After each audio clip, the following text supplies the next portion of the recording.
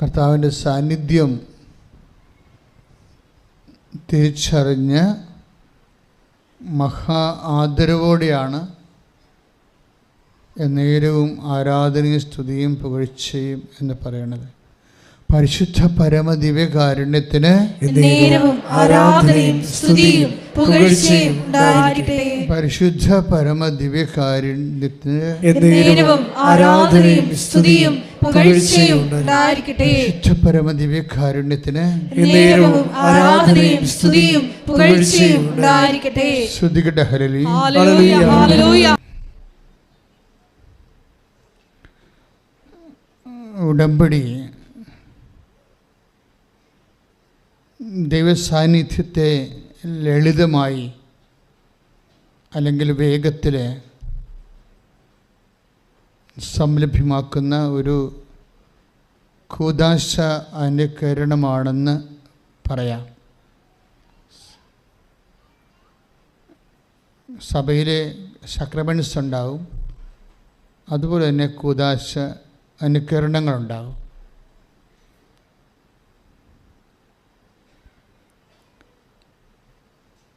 യേശുവിനെ സംലഭ്യമാക്കുന്ന, ദൃശ്യവൽക്കരിക്കുന്ന എല്ലാ ആചാര അനുഷ്ഠാന രൂപങ്ങളും രണ്ടായിട്ട് തിരിക്കാം. ഒന്ന് കൂദാശ, രണ്ടാമത് അർത്ഥകൂദാശ. കാണപ്പെടാത്ത ദൈവത്തിൻ്റെ വരപ്രസാദം നമുക്ക് ലഭിക്കാൻ ഈശോമിശിഹാ സ്ഥാപിച്ച കാണപ്പെടുന്ന അടയാളമാണ് കൂദാശ എന്ന് നമുക്കറിയാം. അർത്ഥകൂദാശയും ഏതാണ്ട് അത് തന്നെയാണ്. ഉടമ്പടിയിലും സംഭവിക്കുന്നത് അത് തന്നെയാണ്.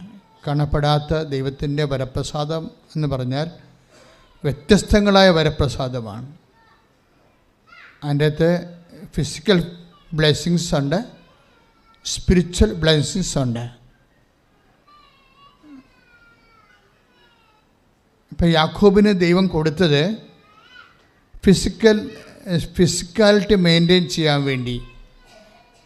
നമ്മുടെ ശരീരം ഈ ഭൂമിയിലായിരിക്കുമ്പോൾ അത് നിലനിർത്തുകയും വളരുകയും സുരക്ഷിതമായി സൂക്ഷിക്കുകയും ചെയ്യാനുള്ള കുറേ സംവിധാനങ്ങൾ വേണം. ഇത് വേണം, ആഹാരം വേണം, അല്ലേ? ആൾക്കാർ ക്ഷീണിക്കണം കണ്ടു കഴിഞ്ഞാൽ നീ എന്നാ ഒന്നും കഴിക്കണില്ല എന്ന് ചോദിക്കും, അല്ലേ? അപ്പം ആഹാരം വേണം. പിന്നെന്ത് വേണം? വസ്ത്രം വേണം. കാര്യം പട്ടികൾക്ക് വരെ മനുഷ്യൻ വസ്ത്രം ഇപ്പോൾ തയ്പ്പിച്ച് കൊടുക്കുന്നുണ്ട്, ഇല്ലേ? നമ്മൾ ചില യൂട്യൂബൊക്കെ കാണുമ്പോൾ ചില ആൾക്കാർ അവരുടെ വളർത്തു പട്ടികൾക്ക് വസ്ത്രം തയ്പ്പിച്ചിട്ട് കൊടുക്കും, പൂച്ചകൾക്കൊക്കെ. അപ്പോൾ ഒരു മാന്യതയുടെ പരിവേഷം മൃഗങ്ങൾക്ക് പോലും, അവരുടെ പെറ്റായിട്ടുള്ള മൃഗങ്ങൾക്ക് പോലും ചാർത്തി കൊടുക്കാൻ മനുഷ്യന് ഒരു അഭിവാഞ്ചയുണ്ട്. അപ്പോൾ മാന്യതയുടെ ഒരു പ്രതീകമാണ് വസ്ത്രങ്ങൾ. അത് മനുഷ്യന് അത് അടിസ്ഥാന ആവശ്യമാണ്. പിന്നെ എന്താ? വീട് വേണം, സുരക്ഷിതമായി ജീവിക്കാൻ അടച്ചുറപ്പുള്ള വീട് വേണം. ഇതിനു വേണ്ടിയാണ് നമ്മൾ ജോലിക്ക് വേണ്ടി പ്രാർത്ഥിക്കുന്നത്, അല്ലേ? അത് ബിസിനസ്സായാലും മറ്റു തരത്തിലുള്ള സർവീസ് സെക്ടറായാലും ഈ കാര്യങ്ങൾക്ക് വേണ്ടിയാണ് നമ്മൾ അങ്ങനെയുള്ള ആവശ്യങ്ങളെ അല്ലെങ്കിൽ അവലംബിക്കുന്നത്. നമ്മൾ പഠിക്കുന്നത് അതിനു വേണ്ടിയാണ്. വിദ്യാഭ്യാസം അതോടെ കണക്ട് ചെയ്തിരിക്കുകയാണ്. എന്തിനാണ് പഠിക്കണത്? ജോലി കിട്ടാൻ. ജോലി കിട്ടണത് എന്തിനാ? മാന്യമായിട്ട് ഇവിടെ ജീവിക്കാൻ, അല്ലെങ്കിൽ എല്ലാം ഇൻ്റർകണക്റ്റഡാണ്. അപ്പം നിങ്ങളുടെ എല്ലാ പ്രശ്നങ്ങളെയും മൂന്നായിട്ട് തിരിക്കണം ബൈബിള്. നിങ്ങൾ ഇന്ന് ഉടമ്പടിയിൽ ഉന്നയിക്കുന്ന എല്ലാ വിഷയങ്ങളെയും ബൈബിള് മൂന്നായിട്ട് തിരിക്കുക. അടിസ്ഥാന സൗകര്യങ്ങളും ആത്മീയ ആവശ്യങ്ങളും. ആത്മീയ ആവശ്യമെന്ന് പറയുന്നത് നിത്യത വരെ ദൈവ പൈതലായത് കാരണം നിൻ്റെ ആത്മാവ് ദൈവത്തിൻ്റെ അംശമായി നിന്നിൽ കുടികൊള്ളുന്ന കാരണം ദൈവത്തിൻ്റെ മഹത്വത്തെ ആഗിരണം ചെയ്തുകൊണ്ട് ഉപരിമഹത്വം പ്രാപിച്ച് ദൈവത്തെ അറിഞ്ഞ് സന്തോഷിക്കാനുള്ള നിത്യതയുടെ നിൻ്റെ സാധ്യത കൂടി കണക്കിലെടുത്തുകൊണ്ടാണ് ഉടമ്പടി ദൈവം ക്രമീകരിച്ചിരിക്കുന്നത്. അതുകൊണ്ടാണ് പരിശുദ്ധ കുർബാന ഉടമ്പടിയുടെ അവസാന വാക്കായി മാറുന്നതിൻ്റെ കാരണം. പരിശുദ്ധ കുർബാനയും ഉടമ്പടിയാണ്. ഉടമ്പടി അല്ലാതെ ദൈവം ഒന്നും ചെയ്യത്തില്ല. കാര്യം ഉടമ്പടിയിൽ മാത്രമേ ദൈവവും നമ്മളും തമ്മിൽ പേഴ്സൺ ടു പേഴ്സൺ ഒരു ബൈലാറ്ററൽ എഗ്രിമെൻറ്റിലേക്ക്, ഒരു റിലേഷനിലേക്ക്, അത് ശാശ്വതമായ ഒരു ബന്ധത്തിലേക്ക് വരത്തുള്ളൂ. പ്രാർത്ഥിക്കുക, കർത്താവ് ദൈവമേ, ഉടമ്പടി എന്ന ദൈവികമായ സുവിശേഷ വെളിപാട് പദ്ധതിയിലൂടെ ഞാനും നീയും തമ്മിലെ അടുത്തു വരികയും ഒരുമിച്ച് ജീവിക്കുകയും ചെയ്യുന്ന ഈ മഹാസംഭവത്തിന്റെ ഭാഗമാകാൻ എന്നെ വിളിച്ചതിന് അതിന്റെ അനുദിന ജീവിതത്തിന്റെ ഭാഗമാക്കിയ മരിയൻ ഉടമ്പടിയെ ഓർത്തോ അങ്ങേ സ്തുതിക്കുന്നു, അങ്ങേ നന്ദി പറയുന്നു, അങ്ങേ ആരാധിക്കുന്നു. യേശുവേ സ്തോത്രം, യേശുവേ നന്ദി, യേശുവേ ആരാധന. സ്തുതിക്കട്ടെ. ഉൽപ്പത്തി പുസ്തകത്തിൻ്റെ 28-ാം അധ്യായം 20 മുതലുള്ള തിരുവചനങ്ങൾ. ഉൽപ്പത്തി പുസ്തകം 28-ാം അധ്യായം 20 മുതലുള്ള തിരുവചനങ്ങളാണ് നമ്മൾ ധ്യാനിച്ചു തുടങ്ങുന്നത്. വായിച്ചോളൂ.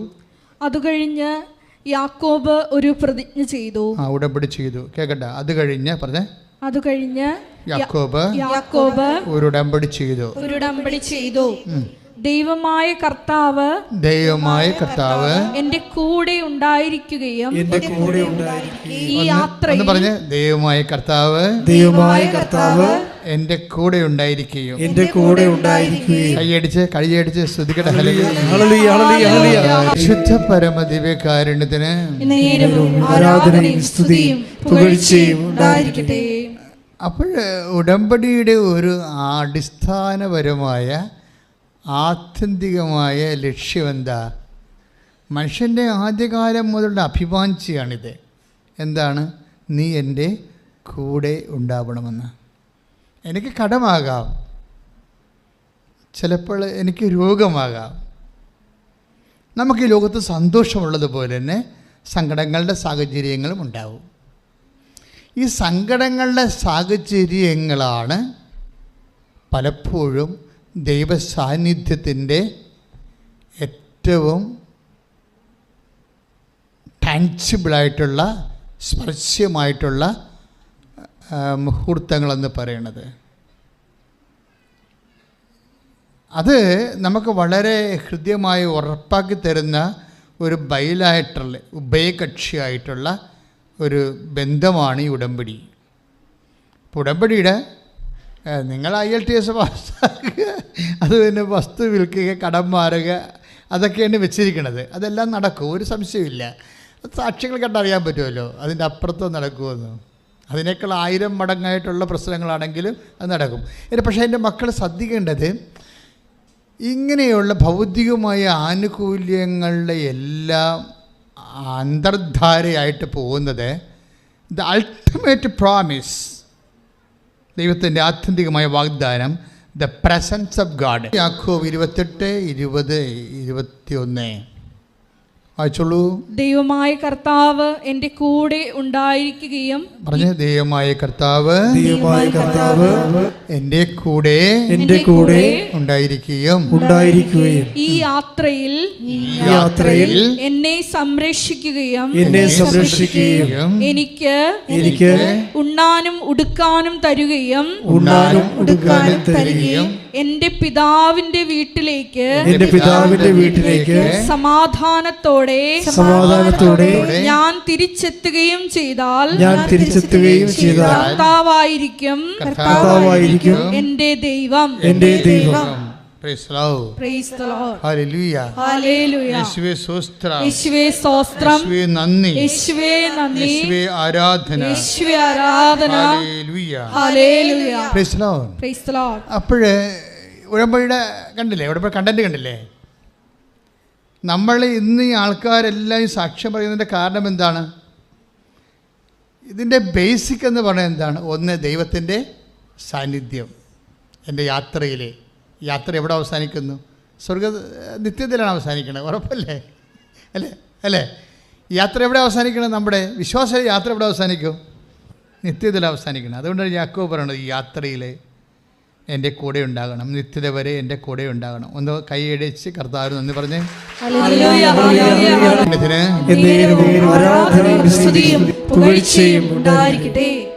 അപ്പോൾ ദൈവത്തിൻ്റെ സാന്നിധ്യം, അതായത് ഉടമ്പടിയാണ് ദൈവസാന്നിധ്യം ഏറ്റവും കൂടുതൽ നമുക്ക് ദൃശ്യവൽക്കരിക്കുന്നത്. നമ്മുടെ പഞ്ചേന്ദ്രിയങ്ങൾക്ക് വരെ അനുഭവവേദ്യമാക്കുന്നത് ദൈവത്തിൻ്റെ സാന്നിധ്യം. ഇപ്പോൾ കഴിഞ്ഞ ദിവസങ്ങളിൽ അമീഷ എന്നും പറഞ്ഞൊരു പെൺകുട്ടി ഒരു സാക്ഷ്യം പറഞ്ഞു. അതുപോലെ അലീഷ എന്നും പറഞ്ഞ് വേറെ രണ്ടും പേരൊക്കെ സെയിമാ, വ്യത്യാസം. ആ അമീഷ പറഞ്ഞ സാക്ഷ്യം എന്ന് വെച്ച് കഴിഞ്ഞാൽ ഇവരുടെ മൊബൈൽ കാണാതെ പോയി അല്ലേ. അപ്പോൾ അവർക്ക് ഡൗട്ട് തോന്നി. അപ്പോൾ അവർ ബംഗാളികളുടെ കോളനിയിലേക്ക് പോയെന്നാണ് പറയണത്. അവർക്ക് ഡൗട്ട് തോന്നിയിട്ട് അവരുടെ ആ സാഹചര്യത്തിൻ്റെ സിറ്റുവേഷൻ തെളിവ്. അപ്പോൾ അവിടെ ചെന്നപ്പോൾ അവർക്ക് മുല്ലപ്പൂവിൻ്റെ മണമുണ്ടായിരുന്നു. ആ സാക്ഷ്യം കേട്ടില്ലേ നിങ്ങൾ? ആ സാക്ഷ്യം കേട്ടപ്പോൾ എനിക്കെന്താ മനസ്സിലായെന്നറിയാവോ? എന്നിട്ട് അവർ പറയുന്ന 400 പേരുണ്ടല്ലോ ഇവിടെ, ആ കോളനിയിൽ 400 പേരുണ്ട്, അതിൽ ആരാണ് എടുത്തതെന്ന് എങ്ങനെ അറിയാം? അതുകൊണ്ട് ഒരു തിരിച്ചറിവ് പരേഡ് വെക്കാൻ നോക്കി. അതിൻ്റെ അകത്ത് ഒരു പരിചയമുള്ള ബംഗാളിയെ പിടിച്ചിട്ട് കാര്യങ്ങൾ പറഞ്ഞപ്പോൾ ഇവരാണെന്ന് ചോദിച്ചുകൊണ്ട് ഓരോ ആൾക്കാരെ കൊണ്ടുവന്നു. അപ്പോൾ യഥാർത്ഥ വ്യക്തി വന്നപ്പോൾ വീണ്ടും മുല്ലപ്പൂവിൻ്റെ സ്മെല്ല് വന്നു. അപ്പം നമുക്ക് കേൾക്കുമ്പോൾ സർക്കാസ്റ്റിക്കായിട്ട് തോന്നും, സർക്കാസ്റ്റിക്കായിട്ട് തോന്നി, വ്യത്യസ്തമായ കാര്യം. നമ്മുടെ അനുഭവതലത്തിൽ ഇതുവരെ കിട്ടാത്ത പല അനുഭവങ്ങളാണ് ആൾക്കാരുടെ. അവർ ഇതിന് ശരിക്കും ഉടമ്പടി എടുക്കുന്ന ചിലർ 10% ഇൻവെസ്റ്റ് ചെയ്യും അതിൻ്റെ അകത്ത്. എന്നുവെച്ചാൽ അവർ ഇടം വലം നോക്കാത്ത രീതിയിൽ അതിൽ ഇടം വലം നോക്കുകയെന്ന് വെച്ച് കഴിഞ്ഞാൽ അവർ പറഞ്ഞാൽ കേട്ട് ഇവർ പറഞ്ഞാൽ കേട്ട് അങ്ങനെയൊന്നും പോകാതെ ഉടമ്പടി എടുക്കുമ്പോൾ തന്നെ അവർക്ക് ആന്തരികമായൊരു ബോധ്യം കിട്ടും. അതുകൊണ്ട് ആ ബോധ്യത്തിൽ അവർ ഉറച്ചു നിൽക്കും അതിൻ്റെ അകത്ത്. അപ്പം ചില ആൾക്കാർക്ക് അങ്ങനെ ഒരു ഗുണമുണ്ട്. ചില ആൾക്കാർ ഇവിടുന്ന് ഇറങ്ങി വീട്ടിൽ ചെല്ലുമ്പോൾ നാത്തൂൻ അത് പറഞ്ഞു, അല്ലെങ്കിൽ അയൽവാസി അത് പറഞ്ഞു, അല്ലെങ്കിൽ കൂട്ടുകാരത് പറഞ്ഞു, നിങ്ങൾ ഉടമ്പടിയിൽ ഡൗൺ ആവും. അതാണ് നിങ്ങൾക്ക് ചെറുക്ക് പറ്റുന്ന ഒരു അബദ്ധം. അതാണ് അവർ ഇടം വരെ നോക്കും, എന്നിട്ട് മറ്റുള്ളവരുടെ വാക്കിന് ദൈവവാക്കിനേക്കാളും വില കൊടുക്കും. അത് ഒരു അപകടമാണ്, ഡേഞ്ചറസ് ആണത്. നിങ്ങളെപ്പോഴും ശ്രദ്ധിക്കണം. അതായത് ദൈവത്തിൻ്റെ ഒരു പ്രത്യേകത, എത്ര കാലം കഴിഞ്ഞാലും ദൈവം പറഞ്ഞ വാക്കുകളോട് ദൈവം നീതി പുലർത്തിക്കൊണ്ടിരിക്കും. ഇപ്പോൾ ഉദാഹരണത്തിന് നമ്മുടെ ഗലാത്യ ലേഖനം 3:15 വായിച്ച് ശ്രുതികടെ ഹല്ലേലൂയ. ഗലാത്യർ 3:15. സഹോദരരെ, പറഞ്ഞ സഹോദരങ്ങളെ, മനുഷ്യ സാധാരണമായ ഒരു ഉദാഹരണം പറഞ്ഞാൽ ഒരുവന്റെ ഉടമ്പടി ഒരിക്കൽ സ്ഥിരീകരിച്ചതിന് ശേഷം ആരും അത് അസാധുവാക്കുകയോ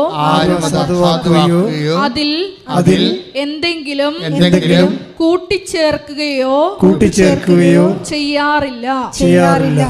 അപ്പോൾ ആദ്യകാലത്തെ ദൈവത്തിൻ്റെ ആദ്യകാലം ഉടമ്പടിയെക്കുറിച്ച് പറഞ്ഞ കാര്യം എന്താണ്? യാക്കോബ് ശ്രീഹ എന്താ പറഞ്ഞത്? യാക്കോബ് ശ്രീഹ അല്ല, പഴയ നിയമത്തിലെ യാക്കോബ്, പിതാവായ യാക്കോബ്. അതായത് എനിക്ക് ഉണ്ണാനോ ഉടുക്കാനോ എൻ്റെ അപ്പൻ്റെ ഭവനത്തിലേക്ക് തിരിച്ചു പോകാനും ഇടയാക്കിയാൽ, എൻ്റെ യാത്രയെല്ലാം നീ എന്നെ കൂടെ നടന്ന് സംരക്ഷിച്ചാൽ നീ തന്നെയായിരിക്കും എൻ്റെ ദൈവം. അപ്പോൾ യാക്കോബിനോട് ആ ഉടമ്പടി ദൈവം സ്ഥിരീകരിച്ച് കൊടുക്കുന്നുണ്ട്. അതുകൊണ്ട് തന്നെ ഇത് 1000 വർഷം കഴിഞ്ഞാലും ഉടമ്പടിയുടെ ഭാഗമായിട്ട് അത് റദ്ദ് ചെയ്യുകയോ കൂട്ടിച്ചേർക്കുകയില്ല. ആ ഉടമ്പടി അതേ രീതി തന്നെ ഇപ്പോഴും നിലനിൽക്കുകയാണ്. കാരണം ദൈവത്തിന് മാറ്റമില്ലാത്തതുപോലെ. നിയമാവർത്തനം 7:9. അതിനാൽ നിങ്ങൾ അറിഞ്ഞുകൊള്ളുക. പറഞ്ഞു, അതിനാൽ നിങ്ങൾ അറിഞ്ഞുകൊള്ളുക. അതിനാൽ നിങ്ങൾ അറിഞ്ഞുകൊള്ളുക. നിങ്ങളുടെ ദൈവമായ കർത്താവാണ് ദൈവം. നിങ്ങളുടെ ദൈവമായ കർത്താവാണ് ദൈവം. തന്നെ സ്നേഹിക്കുകയും തന്റെ കൽപ്പന പാലിക്കുകയും ചെയ്യുന്നവനോട് 1000 തലമുറകൾ വരെ ഉടമ്പടി പാലിക്കുകയും അചഞ്ചലമായ സ്നേഹം പ്രകടിപ്പിക്കുകയും ചെയ്യുന്ന വിശ്വസ്തനായ ദൈവം. Price the Lord. അപ്പോഴേ ദൈവം തൻ്റെ വാഗ്ദാനങ്ങളോട് നിയമാവർത്തനം 7:9 എന്താ പറയണത്? വിശ്വസ്തനായിരിക്കും. അപ്പോൾ ദൈവവചനത്തോട് ദൈവം വിശ്വസ്തനായിരിക്കും. പിടിയിട്ടില്ലേ? ദൈവവചനത്തോട് ഉടമ്പടി എടുത്ത എല്ലാവരും അറിയണം ഇത്.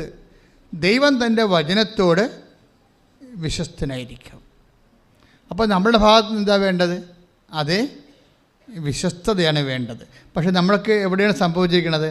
നമ്മൾ ഉടമ്പടി എടുത്ത് മൂവ് ചെയ്ത് കഴിയുമ്പോൾ 2 ദിവസം കഴിയുമ്പോൾ നമ്മളെ എന്തെങ്കിലുമൊക്കെ ഇൻസിഡൻറ്റ് വന്ന് ചെറിയ രോഗമോ അല്ലെങ്കിൽ മുമ്പത്തെ കാര്യങ്ങളോ വഷളായി പോവുകയൊക്കെ ചെയ്യുമ്പോൾ സ്വാഭാവികമായിട്ടും നമ്മുടെ വിശ്വസ്തത പോയിട്ട് നമ്മൾക്ക് ഇങ്ങനെ ഒരു വല്ലാത്ത ഭയവും അതുപോലെ തന്നെ അതനുസരിച്ചിട്ട് പ്രാർത്ഥനയിൽ മാന്യവും അതനുസരിച്ച് പരസ്നേഹ പ്രവർത്തികളിലൊക്കെ ഈടറവൊക്കെ സംഭവിച്ചിട്ട് നമ്മൾ പതുക്കെ തെന്നി മാറും വിശ്വസ്തതയിൽ നിന്ന്.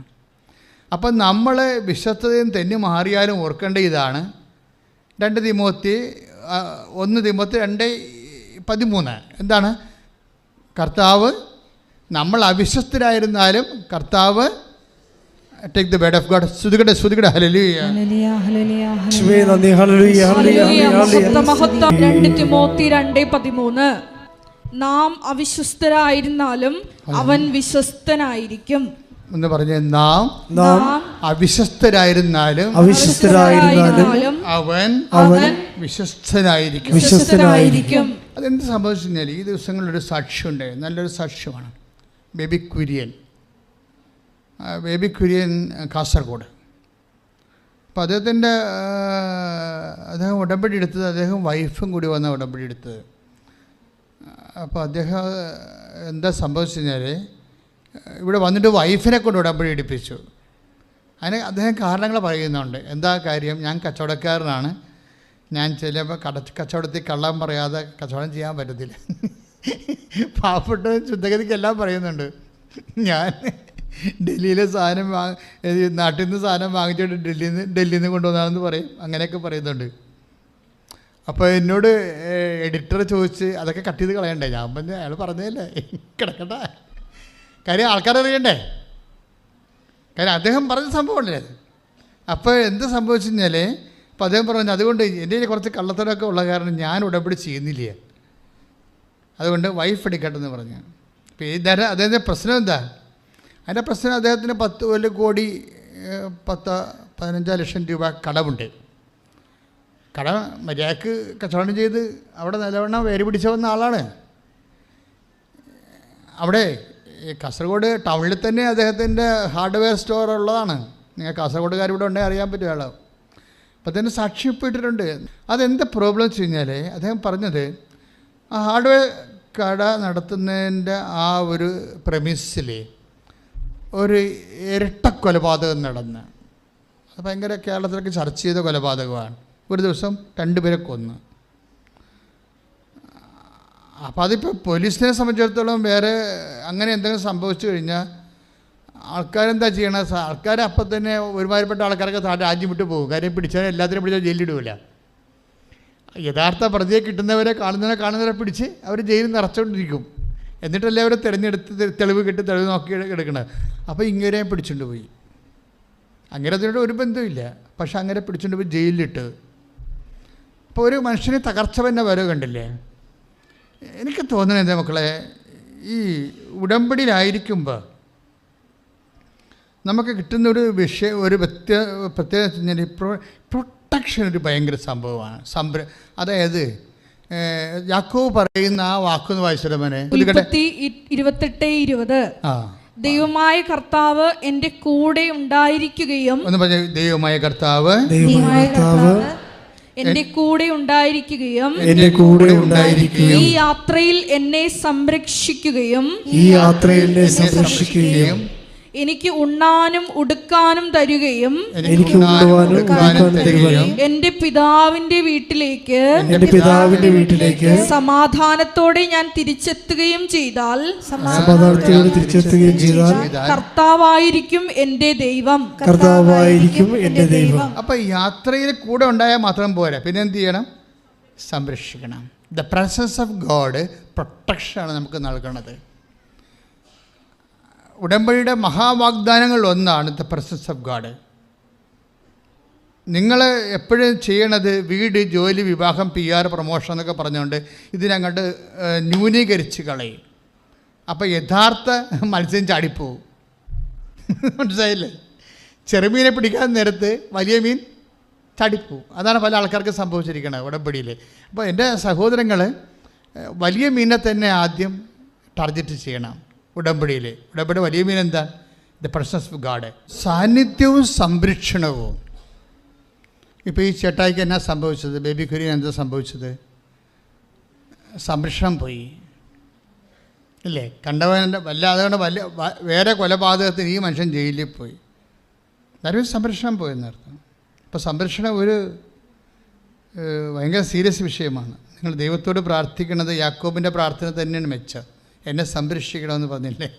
ഞാൻ ഒറ്റയാണ്, എന്നെ സംരക്ഷിക്കണം ഈ യാത്രയിൽ. ഒന്ന് പറഞ്ഞേ, എന്നെ സംരക്ഷിക്കണമേ, എന്നെ സംരക്ഷിക്കണമേ, എൻ്റെ ഉടമ്പടിയുടെ ദൈവമേ, എൻ്റെ ഉടമ്പടിയുടെ ദൈവമേ, എൻ്റെ അമ്മയായ പരിശുദ്ധ മറിയത്തിൻ്റെ മാധ്യസ്ഥത്തിലെ ഞാൻ പ്രാർത്ഥിക്കുന്നു. എൻ്റെയും എൻ്റെ ജീവിത സാഹചര്യങ്ങളെയും എൻ്റെ കുഞ്ഞുങ്ങളെയും എൻ്റെ കൂടപ്പിറപ്പുകളെയും സംരക്ഷിക്കണമേ ദൈവമേ. ശ്രുതികട ഹല്ലേലൂയ. പരമദിവ്യകാരുണ്യത്തിന്. അപ്പോൾ ഈ സംരക്ഷണം നഷ്ടപ്പെട്ടു എന്നുള്ളതാണ് വേറെ വഴിയെ പോയ കൊലപാതകത്തിന് അദ്ദേഹം പ്രതിയാവുകയും ജയിലിൽ പോവുകയും ചെയ്യുന്നതിൻ്റെ ഒരു കാരണം. ഇത് നമ്മൾ വല്ലതും ചെയ്ത കാര്യമാണ്. വല്ലവരും ചെയ്ത കാര്യത്തിന് നമ്മൾ പ്രതികളായി ജയിലിൽ പോകുമ്പോൾ that means we lost our protection. എന്തുകൊണ്ടാണ് ഇങ്ങനെ പ്രൊട്ടക്ഷൻ പോണത്? എപ്പോഴും പ്രൊട്ടക്ഷൻ പോകുന്നത്, സംരക്ഷണം എന്തുകൊണ്ടാണ് പോകുന്നത്? സംരക്ഷണം പോകുന്നതിൻ്റെ കാരണം അഥവാ ദൈവം സംരക്ഷിക്കുന്നതായിട്ട് അറിഞ്ഞില്ല. ഇപ്പം ചിലരെ സംരക്ഷിക്കും, പക്ഷേ they leave as if they know they don't have the presence. അതായത് അവർക്ക് സംരക്ഷണമുണ്ട്, പക്ഷെ അവർക്ക് ഇങ്ങനെ ദൈവം സംരക്ഷിക്കുന്നുണ്ടോ എന്ന് അറിയത്തില്ല. അങ്ങനെ വെച്ച കുറച്ച് ആൾക്കാരുണ്ട്. അവർക്ക് സംരക്ഷണമുണ്ട്, പക്ഷെ ദൈവമാണ് അവരെ സംരക്ഷിക്കണമെന്ന് അവർക്ക് അറിയത്തില്ല. അവർ പറയും പാർട്ടിക്കാരാണ് ഞങ്ങളെ സംരക്ഷിക്കണമെന്ന് പറയും. അല്ലെങ്കിൽ ഞങ്ങളുടെ കയ്യിലുള്ള ഗുണ്ടായിസമാണ് ഞങ്ങളെ സംരക്ഷിക്കുന്നത്. ചിലരും ഞങ്ങളുടെ കയ്യിലുള്ള FDയും ഞങ്ങളുടെ സ്വർണവും പറമ്പും പാർട്ടിയും പൊന്നും ഒക്കെ സംരക്ഷിക്കണം. നോൺസെൻസ്. ഒരിക്കലും അങ്ങനെ ദൈവത്തെ തള്ളിപ്പറയരുത്. അപ്പോഴും സംരക്ഷണം പോകും. അപ്പോൾ അദ്ദേഹം ബേബി കുര്യൻ പ്രതി അല്ലെന്ന് പോലീസ് തിരിച്ചറിഞ്ഞപ്പോൾ അദ്ദേഹത്തിന് ജയിലിൽ നിന്ന് വിട്ടു. പക്ഷേ എന്താ പ്രോബ്ലം വെച്ച് കഴിഞ്ഞാൽ തൽക്കാലം അവരിൽ നിന്ന് രക്ഷപ്പെട്ടെങ്കിലും പിന്നീട് അവിടെ ഈ 144 കാര്യങ്ങളൊക്കെ പോലീസ് രാജ്യമായിപ്പോയില്ലേ. അപ്പോഴേ കസ്റ്റമേഴ്സൊന്നും വരണില്ല. കച്ചവടം അയാൾക്ക് മാത്രമല്ല, പല ആൾക്കാർക്കും കച്ചവടം പോയി. അയാൾക്ക് മാത്രമല്ല, പല ആൾക്കാർക്കും കച്ചവടം പോയി. ഈ മണി ഫ്ലോയിൽ കൊടുത്തും കൊണ്ടും മേടിച്ചുമൊക്കെ നിൽക്കുമ്പോൾ പെട്ടെന്നൊരു ബ്ലോക്ക് വന്നു കഴിഞ്ഞാൽ പലിശ അറിയാതെ കൊടുക്കും. അതിലെ കോവിഡിന് നമുക്ക് വന്ന അബദ്ധങ്ങൾ. അതില്ലേ കോവിഡിന് പല ആൾക്കാർക്കും വിഷമം വന്നതിൻ്റെ കാരണം എന്താ? ലോൺ എടുത്ത് ലോണിലല്ലേ നമ്മൾ എല്ലാവരും നിൽക്കണത്. ഇപ്പോൾ ലോൺ എടുത്ത് ചെയ്യുന്നവർ നമുക്ക് വരുമാനമില്ല, പലിശ കൂടുന്നു. പലിശ കൂടിയിട്ട് എന്ത് ചെയ്ത്? ഗവൺമെൻറ് സപ്പോർട്ട് ചെയ്തോ? സെൻട്രൽ ഗവൺമെൻറ്റോ സ്റ്റേറ്റ് ഗവൺമെൻറ് അവർ എന്ത് സപ്പോർട്ട് ചെയ്യും? അവരെ ലോക്സഭയിൽ തീരുമാനം എടുത്തിരിക്കണത് എന്താ? സപ്പോർട്ട് ചെയ്യേണ്ടെന്നാ. അതിലേ ജപ്തി പടപടാന്ന് ജപ്തി വരുന്നത്. കോവിഡ് കാലത്ത് ഗവൺമെൻറ് നമ്മളെന്ത് 8 ലക്ഷം കോടി രൂപ ഗവൺമെൻറ് കയ്യിലുണ്ടെന്ന് പറഞ്ഞ് ഒരു 4 ലക്ഷം കോടി കൊടുത്തിരുന്നെങ്കിൽ കടമില്ലാതെ മനുഷ്യൻ ജീവിച്ചു പോകത്തില്ലേ?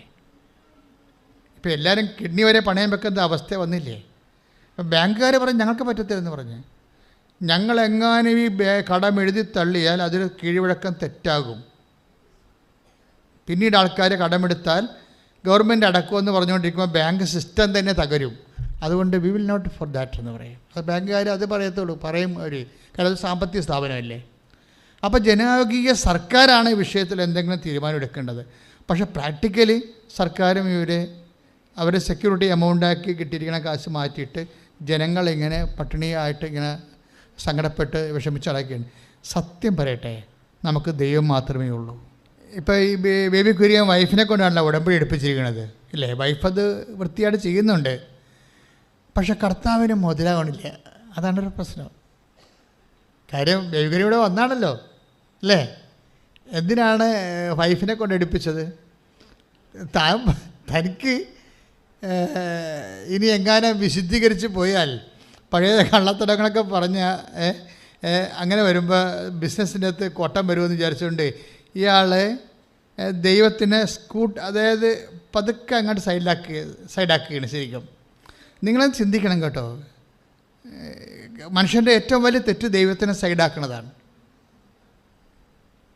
ദൈവത്തിനെ സൈഡാക്കാൻ സാധ്യതയുണ്ടെന്ന് ആദ്യം തിരിച്ചറിഞ്ഞ ദൈവം തന്നെയാണ്. അതുകൊണ്ടാണ് ആദ്യത്തെ കൽപ്പനയിൽ ഇങ്ങനെ പറയണത്, നിൻ്റെ കർത്താവ് ദൈവം ഞാനാകരുത്, എന്നെ സൈഡാക്കരുതെന്ന്. അല്ലേ? കറക്റ്റല്ലേ? നമുക്ക് മനസ്സിലാകുന്ന ഭാഷ ലളിതമായിട്ട് പറഞ്ഞതേ ഉള്ളൂ. പക്ഷേ അതൊരു ഗ്രീവിയസ് ഒഫൻസാണ്. അത് നമ്മൾ ചിന്തിക്കണം. ഇപ്പം ബേബി കുര്യൻ എന്താ ചെയ്തത്? ഞാനൊരു ബിസിനസ് മാനായത് കാരണം എനിക്ക് ഇങ്ങനെ കർത്താവിൻ്റെ വചനമൊക്കെ അനുസരിച്ച് മുന്നോട്ട് പോകാൻ പറ്റത്തില്ല, അതുകൊണ്ട് സൈഡാക്കുകയാണ്. പക്ഷേ എന്നാ പറ്റണത്? ഉടമ്പടി വർക്കൗട്ട് ചെയ്തില്ല. ഉടമ്പടി പുതുക്കിയതിന് ശേഷവും അയാൾക്ക് ശരിക്കും പറഞ്ഞാൽ ഒരു പറമ്പുണ്ടേ, വിറ്റ് കഴിഞ്ഞാൽ തീർച്ചയായിട്ടും കടം തീർക്കാം. പക്ഷേ ആരും വാങ്ങിക്കണില്ല പറമ്പ്. 10 പേര് വന്ന് നോക്കിയെന്നാണ് പറയുന്നത്. ഉടമ്പടിക്കാലത്തെ 10 പേര് വന്ന് ഉടമ്പടിക്കാലത്ത് പറമ്പ് കണ്ടുപോയി, അതിന് വിലയും പറഞ്ഞു പോയി, പക്ഷേ ആരും അഡ്വാൻസ് തന്നില്ല. അതാണ് എൻ്റെ വിഷയം. അപ്പോൾ കടക്കാരാണെങ്കിൽ ഇങ്ങനെ കൊത്തി വരച്ചുകൊണ്ടിരിക്കുക, എപ്പോഴും വിളിയും. മനുഷ്യനെ എഴുന്നേക്കാൻ തന്നെ പേടിയാണ്. ആരെ കണ്ടാലും ഇപ്പം ചില പറയാം, ഞാൻ കടയിൽ കയറത്തില്ല, കടയിൽ കയറിയാൽ എല്ലാവരും കൂടി കടക്കാർ വരൂ, അത് ഞാൻ പുറത്ത് ഞാൻ കറങ്ങി നടക്കണമെന്ന്. അപ്പം അങ്ങനെ ഇന്നലെ എന്നോട് ആൾ വന്ന് പറഞ്ഞ്, എല്ലാവരും എമർജൻസിക്കാരൊക്കെ അച്ഛൻ കാണുമല്ലോ, മനഃപൂർവ്വം കാണുന്ന കേട്ടോ. നമുക്ക് കാണാനുള്ള സാഹചര്യങ്ങൾ കുറവാണ് ഇവിടെ. കാര്യം ഒരു ദിവസം 100 കണക്കിന് ഉടമ്പടി എടുക്കുമ്പോൾ എല്ലാവരെയും കാണാൻ നമുക്ക് പറ്റത്തില്ല. എല്ലാ ദിവസവും ഇങ്ങനെ ആൾക്കാരിങ്ങനെ കൂടുകയല്ലേ. അപ്പോൾ എന്നാ ചെയ്യണമെന്ന് വെച്ച് കഴിഞ്ഞാൽ ഹൈ എമർജൻസി ഉള്ളവരെ എല്ലാവരെയും കാണാം.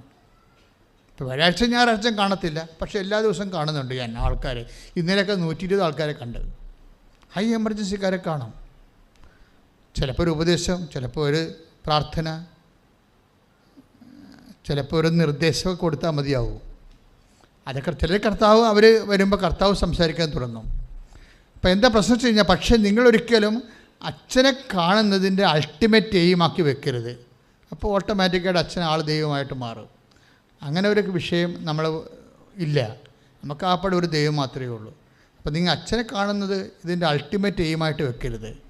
മറിച്ച് വിഷയമെല്ലാം ചെയ്യണത് കർത്താവാണ്. അച്ഛനൊരു നിമിത്തം മാത്രമായിട്ട് വരുന്നുള്ളൂ. അപ്പോൾ ആ ഒരു ബോധം വേണം. ചില ആൾക്കാർക്ക് അവർക്ക് അച്ഛനെ കാണുമ്പോൾ എല്ലാം ശരിയാവുന്നു. അങ്ങനെ നിങ്ങൾ ചിന്തിച്ചാൽ തന്നെ ഉടമ്പടി വർക്കൗട്ട് ചെയ്യത്തില്ല. അവൻ പറയണ പോലെ ചെയ്യുമ്പോൾ എല്ലാം ശരിയാവുമെന്ന് പറഞ്ഞ് അവൻ പറയണ പോലെ ചെയ്ത് കഴിയുമ്പോൾ എല്ലാം ശരിയാകും. ദൈവത്തെ സൈഡാക്കുന്ന ഒരു സ്വാഭാവികമായ ഒരു മാനുഷിക പ്രവണതയുണ്ട്. അത് നിങ്ങളൊന്ന് കറക്റ്റ് ചെയ്യണം. അപ്പം തന്നെ ഉടമ്പടി വർക്കൗട്ട് ചെയ്യാൻ തുടങ്ങാം. ഇതൊന്നും നടക്കാഞ്ഞിട്ടല്ലേ, നമ്മൾ നടത്തിക്കാഞ്ഞിട്ടാണ്.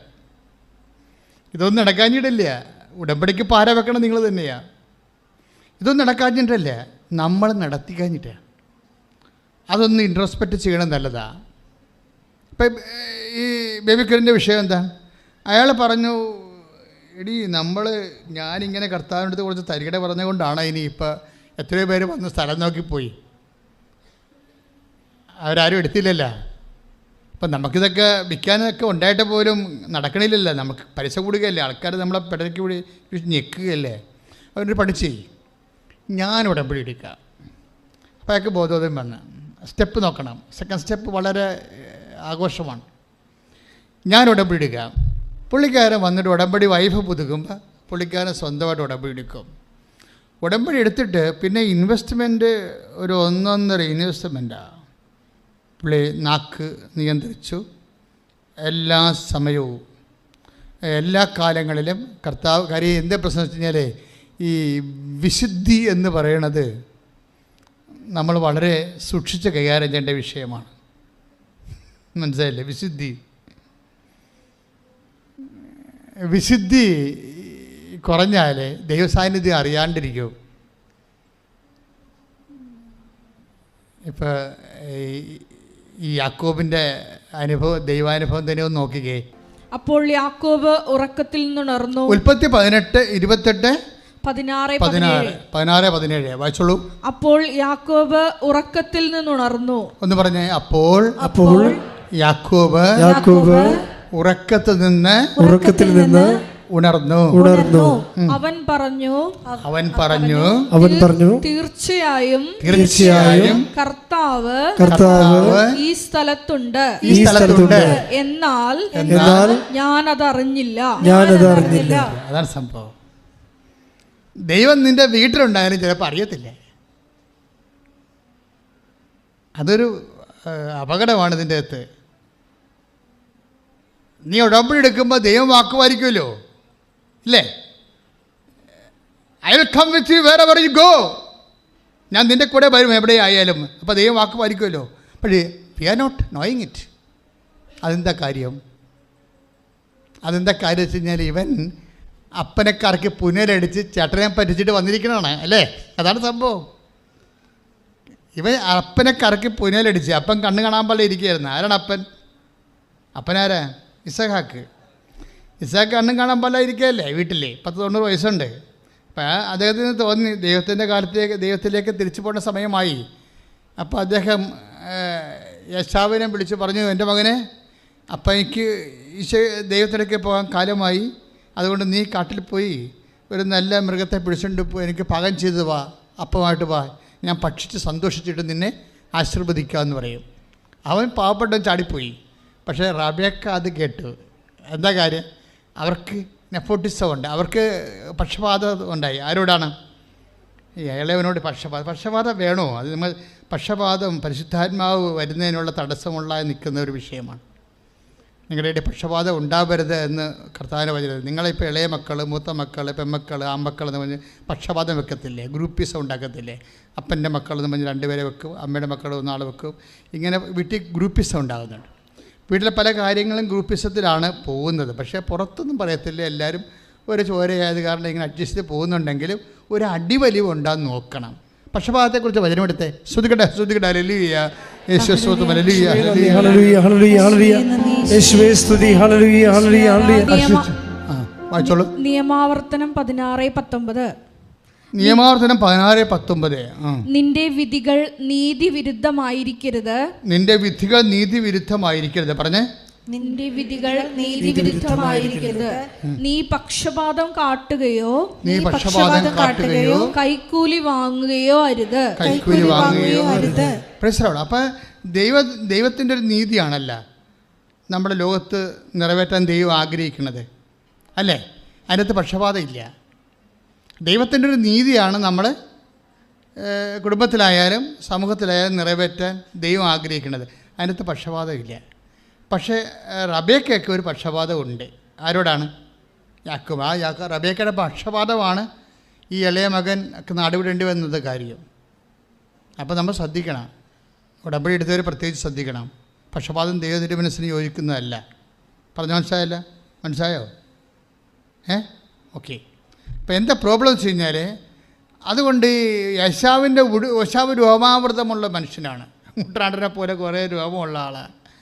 യേശാവിൻ്റെ രോമക്കുപ്പായം അവിടെ കിടപ്പുണ്ടായിരുന്നു. അതെടുത്ത് ഇവർ യാക്കോബിനെ ധരിപ്പിച്ച് കെട്ടിയൊക്കെ വെച്ച്, എന്നിട്ട് ആലയിൽ പോയി ഒരു ആടിനെ എടുത്ത് പാസ്സാക്കി അപ്പമൊക്കെ ഇട്ട് കൊണ്ടുവന്ന് യാക്കോബ് കൊണ്ടുവന്ന് അപ്പന് കൊടുത്തു.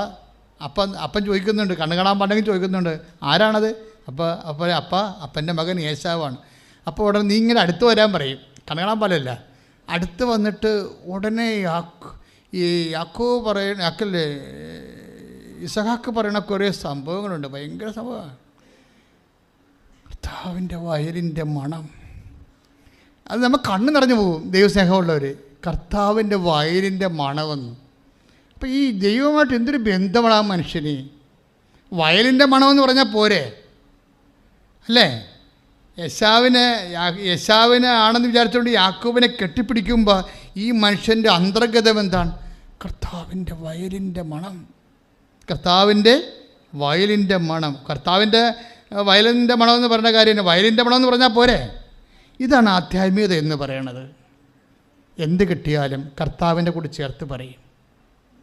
വൈഫായാലും മക്കളായാലും നിങ്ങളുടെ മാർക്ക് ലിസ്റ്റായാലും കിട്ടുമ്പോൾ ഞാൻ അധ്വാനിച്ച് ഞാൻ രാത്രി വരെ ഉറക്കം നിന്ന് വാങ്ങിച്ചൊന്നുമില്ല. കർത്താവ് തന്ന മാർക്ക് ലിസ്റ്റ് പ്രാർത്ഥിച്ച്, കർത്താവേ ദൈവമേ, എന്ത് കിട്ടിയാലും നിന്നെ ഓർത്ത് ഇസഹാക്കിനെ പോലെ നിന്റെ പേര് കൂട്ടി പറയാൻ എന്നെ എളിമപ്പെടുത്തി നീ നിന്റെ സ്വന്തമാക്കണമേ. ശ്രുതികട്ടെ ഹല്ലേലൂയ, ഹല്ലേലൂയ, ഹല്ലേലൂയ, ഹല്ലേലൂയ. യേശുവേ നന്ദി, യേശുവേ സ്തുതി. Hallelujah, hallelujah. പരമദിവ്യകാരുണ്യത്തിന് ആരാധനയും സ്തുതിയും പുകഴ്ചയും ഉണ്ടായിരിക്കട്ടെ. എൻ്റെ പ്രിയമുള്ളവരെ, അപ്പോൾ അതൊരു ആധ്യാത്മികതയുടെ ഒരു ആന്തരിക ബന്ധത്തിൻ്റെ ഒരു സൂചനയാണ്. ആത്മബന്ധത്തിൻ്റെ ഒരു സൂചനയാണ്. എന്ത് കിട്ടിയാലും കർത്താവിനെയും ചേർത്ത് പറയുന്നത്. പക്ഷേ അവസാനം യാക്കോബ് പറ്റിച്ച് അപ്പനെ, കണ്ണു കാണാൻ പാടില്ലാത്ത അപ്പനെ പറ്റിച്ചു. ഈ അപ്പന്മാരൊക്കെ പറ്റിച്ചാലുള്ള കുഴപ്പം എന്താണെന്നറിയാം? കുഴപ്പം വർഷങ്ങളിൽ ഈ ദൈവം വാക്ക് പാലിക്കുന്ന പോലെ തന്നെയാണ്. ദൈവം 1000 തലമുറ വരെ അനുഗ്രഹിക്കുമെന്ന് പറഞ്ഞില്ലേ? അത് തന്നെയാണ്. നമ്മൾ വല്ല തരികിടയും കാണിച്ചാൽ 1000 കൊല്ലം വരെ അത് ഓർത്തിരിക്കുകയും ചെയ്യും. വെറുതെ എന്തിനാ പണി മേടിക്കണേ? ഈ യാക്കോബ് യശാവിൻ്റെ അനുഗ്രഹമല്ല അടിച്ചു മാറ്റിയത്, അത് കാപട്യമല്ലേ കാണിച്ചത്? എത്ര കൊല്ലം കഴിഞ്ഞാണ് പിന്നെ ഈശോ വന്നത്? ഈശോ വരുമ്പോൾ നഥാനിയനെ കാണുമ്പോൾ എന്താ പറയണത്? ലുക്ക യോഹന്നാൻ 1:47. ശ്രുതികട്ടെ, ശ്രുതികട്ടെ. ഹല്ലേലൂയ. യോഹന്നാൻ 1:47. നഥാനിയേൽ തന്റെ അടുത്തേക്ക് വരുന്നത് കണ്ട് പറഞ്ഞേ, നാഥാനിയേൽ തന്റെ അടുത്തേക്ക് വരുന്നത് കണ്ട് യേശു അവനെ പറ്റി പറഞ്ഞു, യേശു അവനെ കുറിച്ച് പറഞ്ഞു, ഇതാ നിഷ്കപടനായ ഒരു യഥാർത്ഥ ഇസ്രായേൽക്കാരൻ. അടി വരുന്ന വഴി കണ്ട, പണി വരുന്ന വഴി കണ്ട. എത്രയോ വർഷം കഴിഞ്ഞിട്ട് നാഥാനിയനെ കാണുമ്പോൾ ഈശോ പറയുകയാണ്, ഇതാ ഒരു ട്രൂ ഇസ്രായേലിയൻ, ഇവനിൽ യാതൊരു കാപട്യവുമില്ല. എന്ന് വെച്ചാൽ എന്താണ്? പഴയ യാക്കോബ്, പഴയ ഇസ്രായേല് കാപട്യം പിടിച്ചവനായിരുന്നെന്ന്. ദൈവം മറക്കാത്ത കണ്ട. ക്ലിയർ അല്ലേ? ദൈവം മറക്കണില്ല എന്നുള്ളത് ആണ് വിഷയം. ഇത് വിശുദ്ധിയുമായിട്ട് ബന്ധപ്പെട്ട കാര്യമാണ്. നിങ്ങളിപ്പോൾ പഴയ കാലങ്ങളിൽ ഞാൻ കുമ്പസാരിക്കാതെ നിങ്ങളോട് പറയുമ്പോൾ നിങ്ങൾ പുതിയ കാര്യങ്ങളൊക്കെ അടിച്ചു കയറ്റി കൊടുക്കുക കമ്പ്യൂട്ടർ വല്ല കഥയുണ്ടാ? പണ്ടത്തെ കാര്യമൊക്കെ ഒന്ന് ഓർക്കണേ. ദൈവത്തിൻ്റെ ഓർമ്മയെന്ന് പോലും എടുത്തു കളയാൻ പറ്റുന്ന രീതിയിൽ ആത്മാവിലെ അനുതാപത്തിൻ്റെ കണ്ണുനീര് തരാൻ പ്രാർത്ഥിക്കുക. പഴയകാല പാപങ്ങളാണെങ്കിലും വ്യർത്ഥുപേക്ഷിക്കാതിരിക്കുകയോ ഏറ്റുപറയാതിരിക്കുകയോ ചെയ്യുന്നുണ്ടെങ്കിൽ ഈ അടുത്ത കുമ്പസാരത്തിൽ എൻ്റെ സഹോദരങ്ങൾ അത് ഏറ്റു പറയണം. അപ്പം നിങ്ങൾ ചോദിക്കൂ, വി ആർ നോട്ട് കാത്തലിക്സ്, ഞങ്ങൾ എന്ത് ചെയ്യുമെന്ന് ചോദിച്ചാൽ പൗലോസ് അപ്പോസ്തലൻ പറയുന്നുണ്ട്, മനസ്സാക്ഷി എടുത്തേ നിയമം നൽകപ്പെടാതിരിക്കെ മനസ്സാക്ഷി തന്നെയാണ് അവർക്ക് ദൈവത്തിൻ്റെ സ്വരമെന്ന്. ശ്രുതികട്ടെ ഹല്ലേലൂയ, വിശുദ്ധ പരമദിവ്യകാരുണ്യത്തിന് അപ്പോൾ മനുഷ്യൻ്റെ മനസ്സാക്ഷി ദൈവത്തിൻ്റെ വചനം നിക്ഷേപിച്ചിട്ടുണ്ടോ എന്നുള്ളതാണ് കർത്താവിൻ്റെ വെളിപ്പാട്, വചനത്തിൻ്റെ വെളിപ്പാട്. അത് അനുസരിച്ച് കഴിഞ്ഞ കാല പാപങ്ങളെ ഓർത്ത് നിങ്ങൾക്ക് അനുതാപം ഉണ്ടാകണം. ഉടമ്പടി എല്ലാവരും എടുക്കുന്നുണ്ടല്ലോ. അപ്പോൾ ഉടമ്പടി എടുക്കുമ്പോൾ ഉണ്ടാകുന്നൊരു ഗുണം, ഇപ്പോൾ ഉടമ്പടിയിൽ ഇപ്പം തന്നെ ഇന്നലെ ഒരു ഡോക്ടർ ഒരു സാക്ഷി ഇട്ടിട്ടില്ലേ, ഗവൺമെൻറ് സർവീസിലുള്ളൊരു ഡോക്ടർ സാക്ഷി ഇട്ടിട്ടുണ്ട്. സാക്ഷ്യവിശേഷം ഞാൻ പറയുന്നില്ല, നിങ്ങൾ നോക്കിയാൽ മതി. പക്ഷേ അവർ എന്താ പറയണത്, അവരതിൽ അവരുടെ വിശ്വാസം വിശുദ്ധി ഇൻവെസ്റ്റ് ചെയ്തപ്പോൾ അവിടെ ജീവിതത്തിൻ്റെ എല്ലാ തടസ്സങ്ങളെയും മാറ്റിക്കൊണ്ട്. അതുപോലെ അതാണ് ഉടമ്പടിയിൽ ഇപ്പോൾ നിങ്ങൾ പണ്ട് ഒരു അബോർഷൻ സംഭവിച്ച ആളാണെന്ന് വിചാരിച്ചോ, അത് പണ്ടത്തെ കാര്യമല്ലേ, അപ്പം അത്ര ഓർത്തില്ല എന്ന് നിങ്ങൾ എഴുതി തള്ളണ്ട. ദൈവം എഴുതി തള്ളിയാൽ മതി, സ്വന്തമായിട്ട് എഴുതി തള്ളാൻ നിൽക്കണ്ട. ഇല്ലേ? സ്വന്തമായിട്ട് നമുക്ക് എഴുതാൻ തള്ളാൻ പറ്റുമോ? ഇല്ല, നമുക്ക് അനുദപിക്കാൻ പറ്റും. ബേബി കുര്യൻ്റെ സാക്ഷ്യമാണ് നമ്മളിപ്പോൾ വിചാരണ ചെയ്തുകൊണ്ടിരിക്കുന്നത്. ബേബി കുര്യൻ എന്താ ചെയ്തിരിക്കണത്? കഴിഞ്ഞകാല പാപങ്ങളെ ഓർത്ത് അനുദപിക്കുകയും ശിഷ്ടജീവിതം അയാൾ കർത്താവിൻ്റെ വചനത്തിന് അനുപേക്ഷണമായിട്ട് പുനഃക്രമീകരിക്കുകയും ചെയ്തുകൊണ്ട് സത്യസന്ധമായിട്ട് ഉടമ്പടി മുന്നേറ്റം നടത്തുകയാണ്. എന്ത് ചെയ്യും? ഇങ്ങനെ നമ്മൾ സത്യസന്ധമായിട്ട് നഷ്ടം വന്നാലും ശരി, സത്യസന്ധമായിട്ട് ദൈവത്തിൻ്റെ വാക്ക് പാലിച്ച് ആ ഉടമ്പടി പ്രോഗ്രസ് ചെയ്ത് കഴിഞ്ഞാൽ എവിടെ നിന്നൊക്കെ നമുക്ക് സഹായം വരുമെന്ന് ഒരു പിടിയില്ല. എന്താ കാര്യം കഴിഞ്ഞാൽ, പെട്ടെന്ന് ഈ മനുഷ്യൻ ഇതുപോലെ ഒരു ഉടമ്പടി ആരാധന കൂടിക്കൊണ്ടിരിക്കുകയാണ്. ഉടമ്പടി ആരാധന കൂടിക്കൊണ്ടിരിക്കുമ്പോൾ ഞാനിതുപോലെ സാക്ഷ്യവിചാരണ എല്ലാ സമയത്തും നടത്തുമല്ലോ. എനിക്ക് അഭിഷേകമുള്ള സാക്ഷ്യങ്ങളെ നമുക്ക് അറിവുള്ള സാക്ഷ്യങ്ങളുണ്ടാകും, അഭിഷേകമുള്ള സാക്ഷ്യങ്ങളുണ്ടാകും. അപ്പം അഭിഷേകമുള്ള സാക്ഷ്യങ്ങൾ എന്നെ തോണ്ടും. ഈ കുഞ്ഞുങ്ങൾ അമ്മയെ തോണ്ടണ പോലെ തോണ്ടും ഇങ്ങനെ വന്ന്. അപ്പം അഭിഷേകമുള്ള സാക്ഷ്യങ്ങൾ അറിയാൻ പറ്റും. അപ്പോൾ അഭിഷേകമുള്ള സാക്ഷ്യങ്ങൾ ഞാൻ വീണ്ടും എടുത്ത് പ്രാർത്ഥിച്ചിട്ട് നിങ്ങൾക്ക് മനസ്സിലാകുന്ന രീതി ഞാൻ റീസെറ്റ് ചെയ്ത് തരും. അപ്പോൾ യോഗ്യൻ്റെ സാക്ഷ്യം, ഇയാൾ സ്വന്തമായിട്ട് ഉടമ്പടി എടുത്ത് കർത്താവിൻ്റെ വചനത്തിന് അനുപേക്ഷമായിട്ട് ജീവിതം പുനഃക്രമീകരിച്ച് കഴിഞ്ഞപ്പോൾ ദൈവം ഓൺലൈനിലായി. ഇപ്പം യാക്കോബിൻ്റെ പ്രശ്നം എന്താണ്?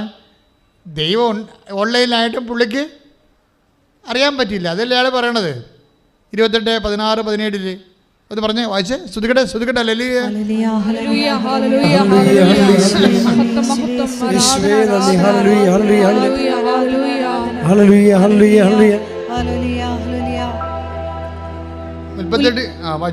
ഉൽപ്പത്തി 28:16. അവൻ പറഞ്ഞു, തീർച്ചയായും കർത്താവ് ഈ സ്ഥലത്തുണ്ട്, എന്നാൽ ഞാൻ അതറിഞ്ഞില്ല. അതാണ് പ്രശ്നം. രണ്ടും രണ്ട് കേസായി മാറുകയാണ്. കർത്താവ് ഉണ്ട്, പക്ഷേ it is not known to me, it is not experienced me. കർത്താവ് ഉണ്ട്, എൻ്റെ കുടുംബത്തിലുണ്ട്, പക്ഷെ ഞാനത് അറിയുന്നില്ല. അതാണ് പ്രശ്നം. എന്തുകൊണ്ടാണ് അറിയാത്തത്? കയ്യിരിപ്പ് കൊണ്ടാണേ. അയാൾ ആ അന്ധനായ അപ്പനെയും പറ്റിച്ചു, ചേട്ടൻ്റെ സ്വത്ത് അടിച്ചു മാറ്റി. അല്ല, ഇയാൾ അവിടെ നിന്ന് ഓടാൻ കാര്യം എന്താ? എല്ലാം നഷ്ടപ്പെട്ട് കഴിഞ്ഞപ്പോൾ അപ്പനോട് ഏശാവ് കെഞ്ചനുണ്ട്, അപ്പാ ഒരു വരം പോലും ഇല്ല അപ്പാ അത് ചോദിക്കുന്നുണ്ട്. അപ്പം ഒന്നുമില്ല, എല്ലാം കൊണ്ടുപോയെന്ന്. അപ്പോൾ ഇവരിങ്ങനെ ചിരിക്കും, ഇങ്ങനെ അട്ടഹസിച്ച്. അത് സാറാ കേൾക്കും, അല്ല റബേക്ക കേൾക്കും. അപ്പാന്ന് ചോദിച്ചിട്ട് അവൻ കണ്ണീരടിച്ച് ചോദിക്കണം, അപ്പാ ഒരു വരം പോലും ഇല്ല എന്ന് ചോദിക്കും. അപ്പോൾ ഇസാക്ക് പറയും, ഒരു വരം പോലും ഇല്ല മോനെ, എല്ലാം അവൻ കൊണ്ടുപോയെന്ന് പറയും. അപ്പം കരച്ചിൽ മാറ്റിയിട്ട് ഇവൻ അട്ടഹസിക്കും, എന്നിട്ട് ഇവൻ ചിരിക്കും. ആര് ചിരിക്കും? യേശാവ് ചിരിക്കും. യേശാവിൻ്റെ ചിരി റബേക്ക കേൾക്കും. എന്താ അവൻ ചിരിക്കാൻ കാര്യം? അവനെ കൊല്ലാമെന്ന് ഓർത്തപ്പോൾ അവന് സന്തോഷമായിരുന്നു. മനസ്സിലായില്ലേ? അവനെ ഒരു വരം പോലും ഇല്ലാതെ എന്നെ പറ്റിച്ചവനെ ഇന്ന് വൈകുന്നേരത്തോളം ഞാൻ കൊല്ലും എന്ന് പറഞ്ഞിട്ടാണ് അവൻ ചിരിക്കുന്നത്. കാര്യങ്ങൾ ബൈബിളിൻ്റെ പോക്ക് കണ്ട. ഇത് കേട്ടപ്പോൾ തന്നെ റബേക്ക കൈയോടെ യാക്കോബിനോട് പറഞ്ഞു, മകനെ ജീവനും കൊണ്ട് പൊയ്ക്കോ, ഇവിടെ നിൽക്കാൻ പറ്റത്തില്ല പറയാം, അവൻ കൊന്നുകളയെന്ന് പറയും. ഇന്ന് രാത്രി നിന്നെ തട്ടുവെന്നാണ് പറഞ്ഞിരിക്കുന്നത്. അങ്ങനെ ഓടിപ്പോണ പാർട്ടിയാണ്. അപ്പനെയും പറ്റിച്ച് ചേട്ടനെയും പറ്റിച്ച് വീട്ടിൽ നിന്ന് ഓടിപ്പോകുമ്പോൾ അതുകൊണ്ടാണ്. പക്ഷെ അങ്ങനെ ഓടിപ്പോകുന്നുണ്ടെങ്കിലും ദൈവം ഇവൻ്റെ കൂടെ പോകുന്നുണ്ട്. ദൈവത്തിരെ നീ ഓർക്കുക, നീ അശുദ്ധനായിരുന്നാലും അശുദ്ധിയായിരുന്നാലും നിൻ്റെ ദൈവം നിന്നെ കൈവിടാത്ത, നിൻ്റെ കൂടെ വരണ ഏത് സാഹചര്യത്തിലും നിന്നെ രക്ഷിക്കാനൊരു പഴുത് കണ്ടാൽ നിന്നെ കോരിയെടുക്കുന്ന ദൈവത്തിൻ്റെ മുമ്പിൽ കൈയിടിച്ചുകൊണ്ട് ശ്രുതികട ലലിയ ശുദ്ധ പരമ ദിവ്യകാരുണ്യത്തിന് എൻ്റെ മക്കളെ, ദൈവത്തോട് സ്നേഹം ഇതുപോലെ കൂടിയാൽ തന്നെ യു വിൽ ബി ബ്ലെസ്ഡ്. നമുക്ക് ബ്ലെസ്സിങ്സിൻ്റെ ഫോർമുല എന്താ? അല്ലെങ്കിൽ നമ്മൾ അനുഗ്രഹത്തിൻ്റെ ഫോർമുല എന്താ? എന്ത് ലഭിക്കുമ്പോഴാണ് നമുക്ക് അനുഗ്രഹം കിട്ടണത്? എന്ത് കൂടുമ്പോഴാണ് നമുക്ക് അനുഗ്രഹം കിട്ടണത്, അല്ലെ കൃപ കിട്ടണത്? It is love of God, much more than that. പിന്നെ എന്താ ഉള്ളത്? Faith of God. 1 തിമോത്തി 1:14.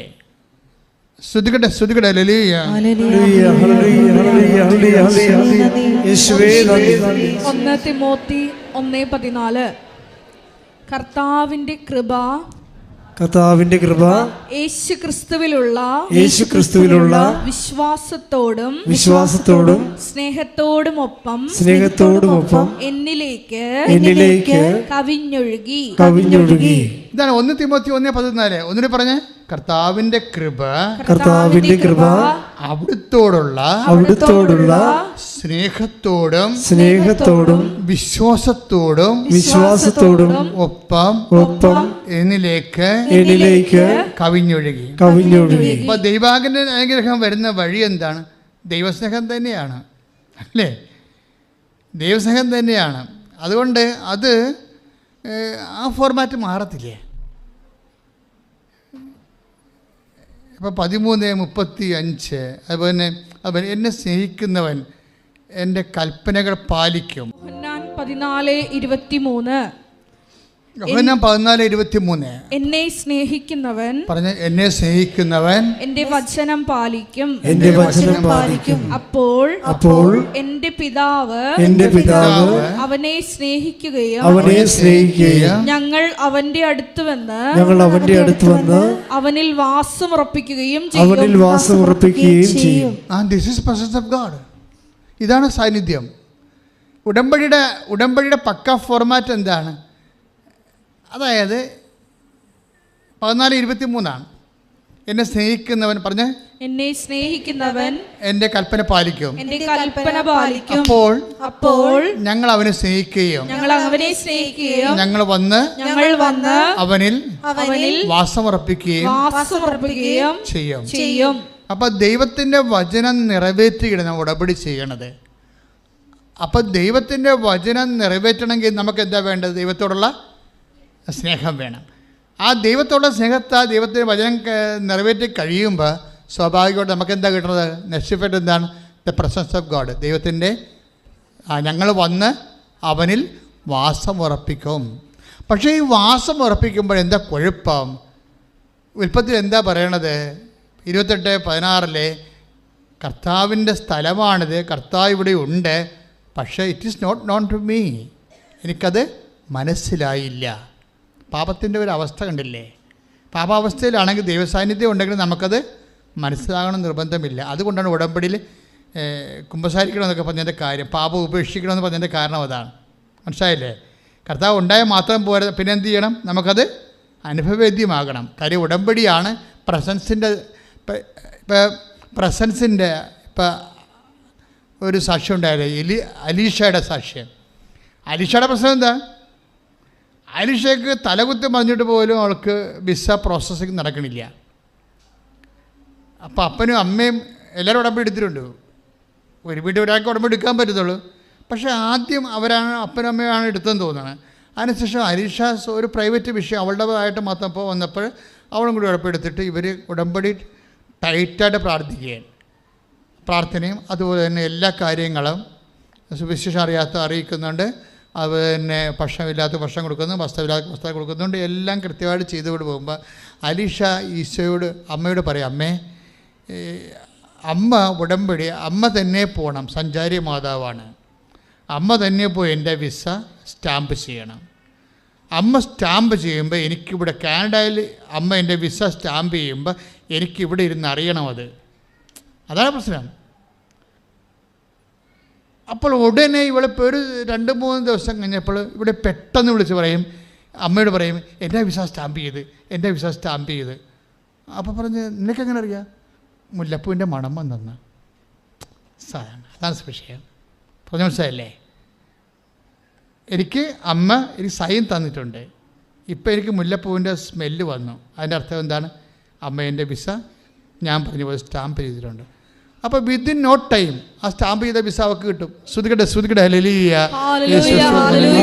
ഇത് ആത്മബന്ധത്തിൻ്റെ ഒരു വലിയ അനിർവചനീയമായ ഒരു അനുഭവ ലോകമാണ്. ബുദ്ധി കൊണ്ട് മാത്രം പദാർത്ഥങ്ങളെ കാര്യങ്ങളെ സമീപിക്കുന്നവർക്ക് ഇതിൻ്റെ ABCD അറിയാൻ പറ്റത്തില്ല.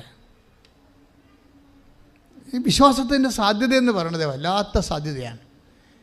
അതല്ലേ 1 തിമോത്തി 1:14 എന്താ വായിച്ചത്? കർത്താവിനോടുള്ള സ്നേഹത്തോടും പറഞ്ഞേ, കർത്താവിനോടുള്ള സ്നേഹത്തോടും വിശ്വാസത്തോടുമൊപ്പം ദൈവകൃപ എന്നിലേക്ക് ചൊരിയുന്നു. അപ്പൊ ദൈവത്തോട് എന്തൊരു ബന്ധമുണ്ടായിട്ടാണ് ഇങ്ങനെ ബാർഗിച്ച് അമ്മ തന്നെ പോകണം, എൻ്റെ വിസ സ്റ്റാമ്പ് ചെയ്യണം, അതെനിക്കിപ്പോൾ അറിയണം, എനിക്കിവിടെ വെച്ച് അറിയണമെന്ന് പറയും. അപ്പം അറിയണമെന്ന് പറയാൻ വേണ്ടി മാത്രം ഇവർ തമ്മിൽ ആത്മബന്ധമുണ്ട്. ദൈവത്തോടൊരു ബന്ധമെന്ന് പറയണത് നമ്മൾ എന്തിനാണ് രോഗികളെ പോയി കാണുന്നത്? നമ്മൾ എന്തിനാണ് പാവപ്പെട്ടവർക്ക് നമ്മുടെ നല്ല വസ്ത്രങ്ങളൊക്കെ നമ്മൾ പങ്കുവെക്കണത്? എന്തുകൊണ്ടാണ് സഹായിക്കാൻ പറ്റുന്ന മേഖലയെല്ലാം സഹായിക്കണത്? Only one basis. എന്താണ്? ഈ 14:23 യോഹന്നാന്റെ സുവിശേഷം. Read it again. ശ്രുതികടെ ഹല്ലേലൂയ.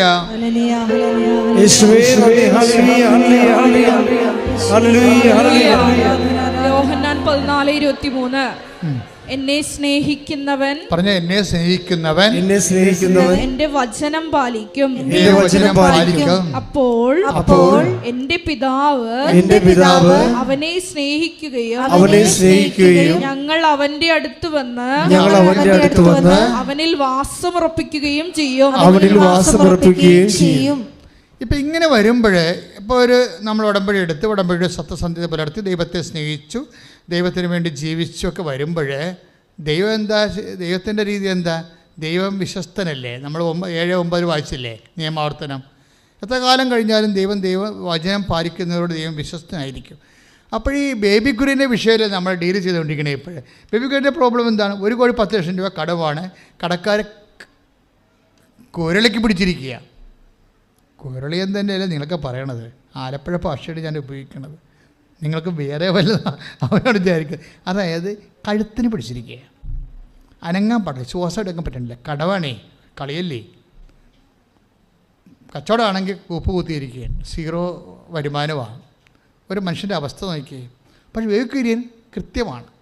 രണ്ടാമത് താൻ തന്നെ ഉടമ്പടി എടുത്തിരിക്കുകയാണ്. വൈഫിൻ്റെ ഉടമ്പടിയിൽ തനിക്ക് പങ്കെടുക്കാൻ വേണ്ട വിധം പങ്കെടുക്കാൻ പറ്റാത്ത കാരണം പുള്ളിക്കാരൻ ഉടമ്പടി എടുത്തപ്പോഴെന്നാ പറ്റി? സാന്നിധ്യം വരാൻ പറ്റി. സാന്നിധ്യം മുല്ലപ്പൂ മാത്രമല്ലേ. Anything can be a medium of the presence for those who take covenant prayer.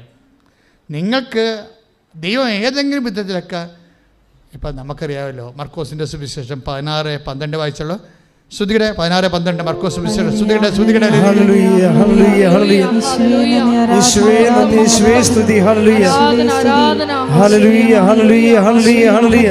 മർക്കോസ് 16:12 ഇതിനുശേഷം അവരിൽ രണ്ടുപേർ ഗ്രാമത്തിലേക്ക് നടന്നു പോകുമ്പോൾ അവൻ വേറൊരു രൂപത്തിൽ അവർക്ക് പ്രത്യക്ഷപ്പെട്ടു. അപ്പൊ അമ്മ മാതാവ് ഇവിടെ പ്രത്യക്ഷപ്പെട്ട ഈ സിൽവർ ഗ്രേയിലെ അത് വിമല ഹൃദയമാണ് ഇവിടെ വെച്ചിരിക്കുന്നത്. സഭയ്ക്ക് അത് വെക്കാനേ നമുക്ക് ഔദ്യോഗികമായിട്ട് അനുവാദമുള്ളൂ. പക്ഷേ അമ്മ ഇങ്ങനെയല്ല പ്രത്യക്ഷപ്പെട്ടെന്ന് അറിയാം.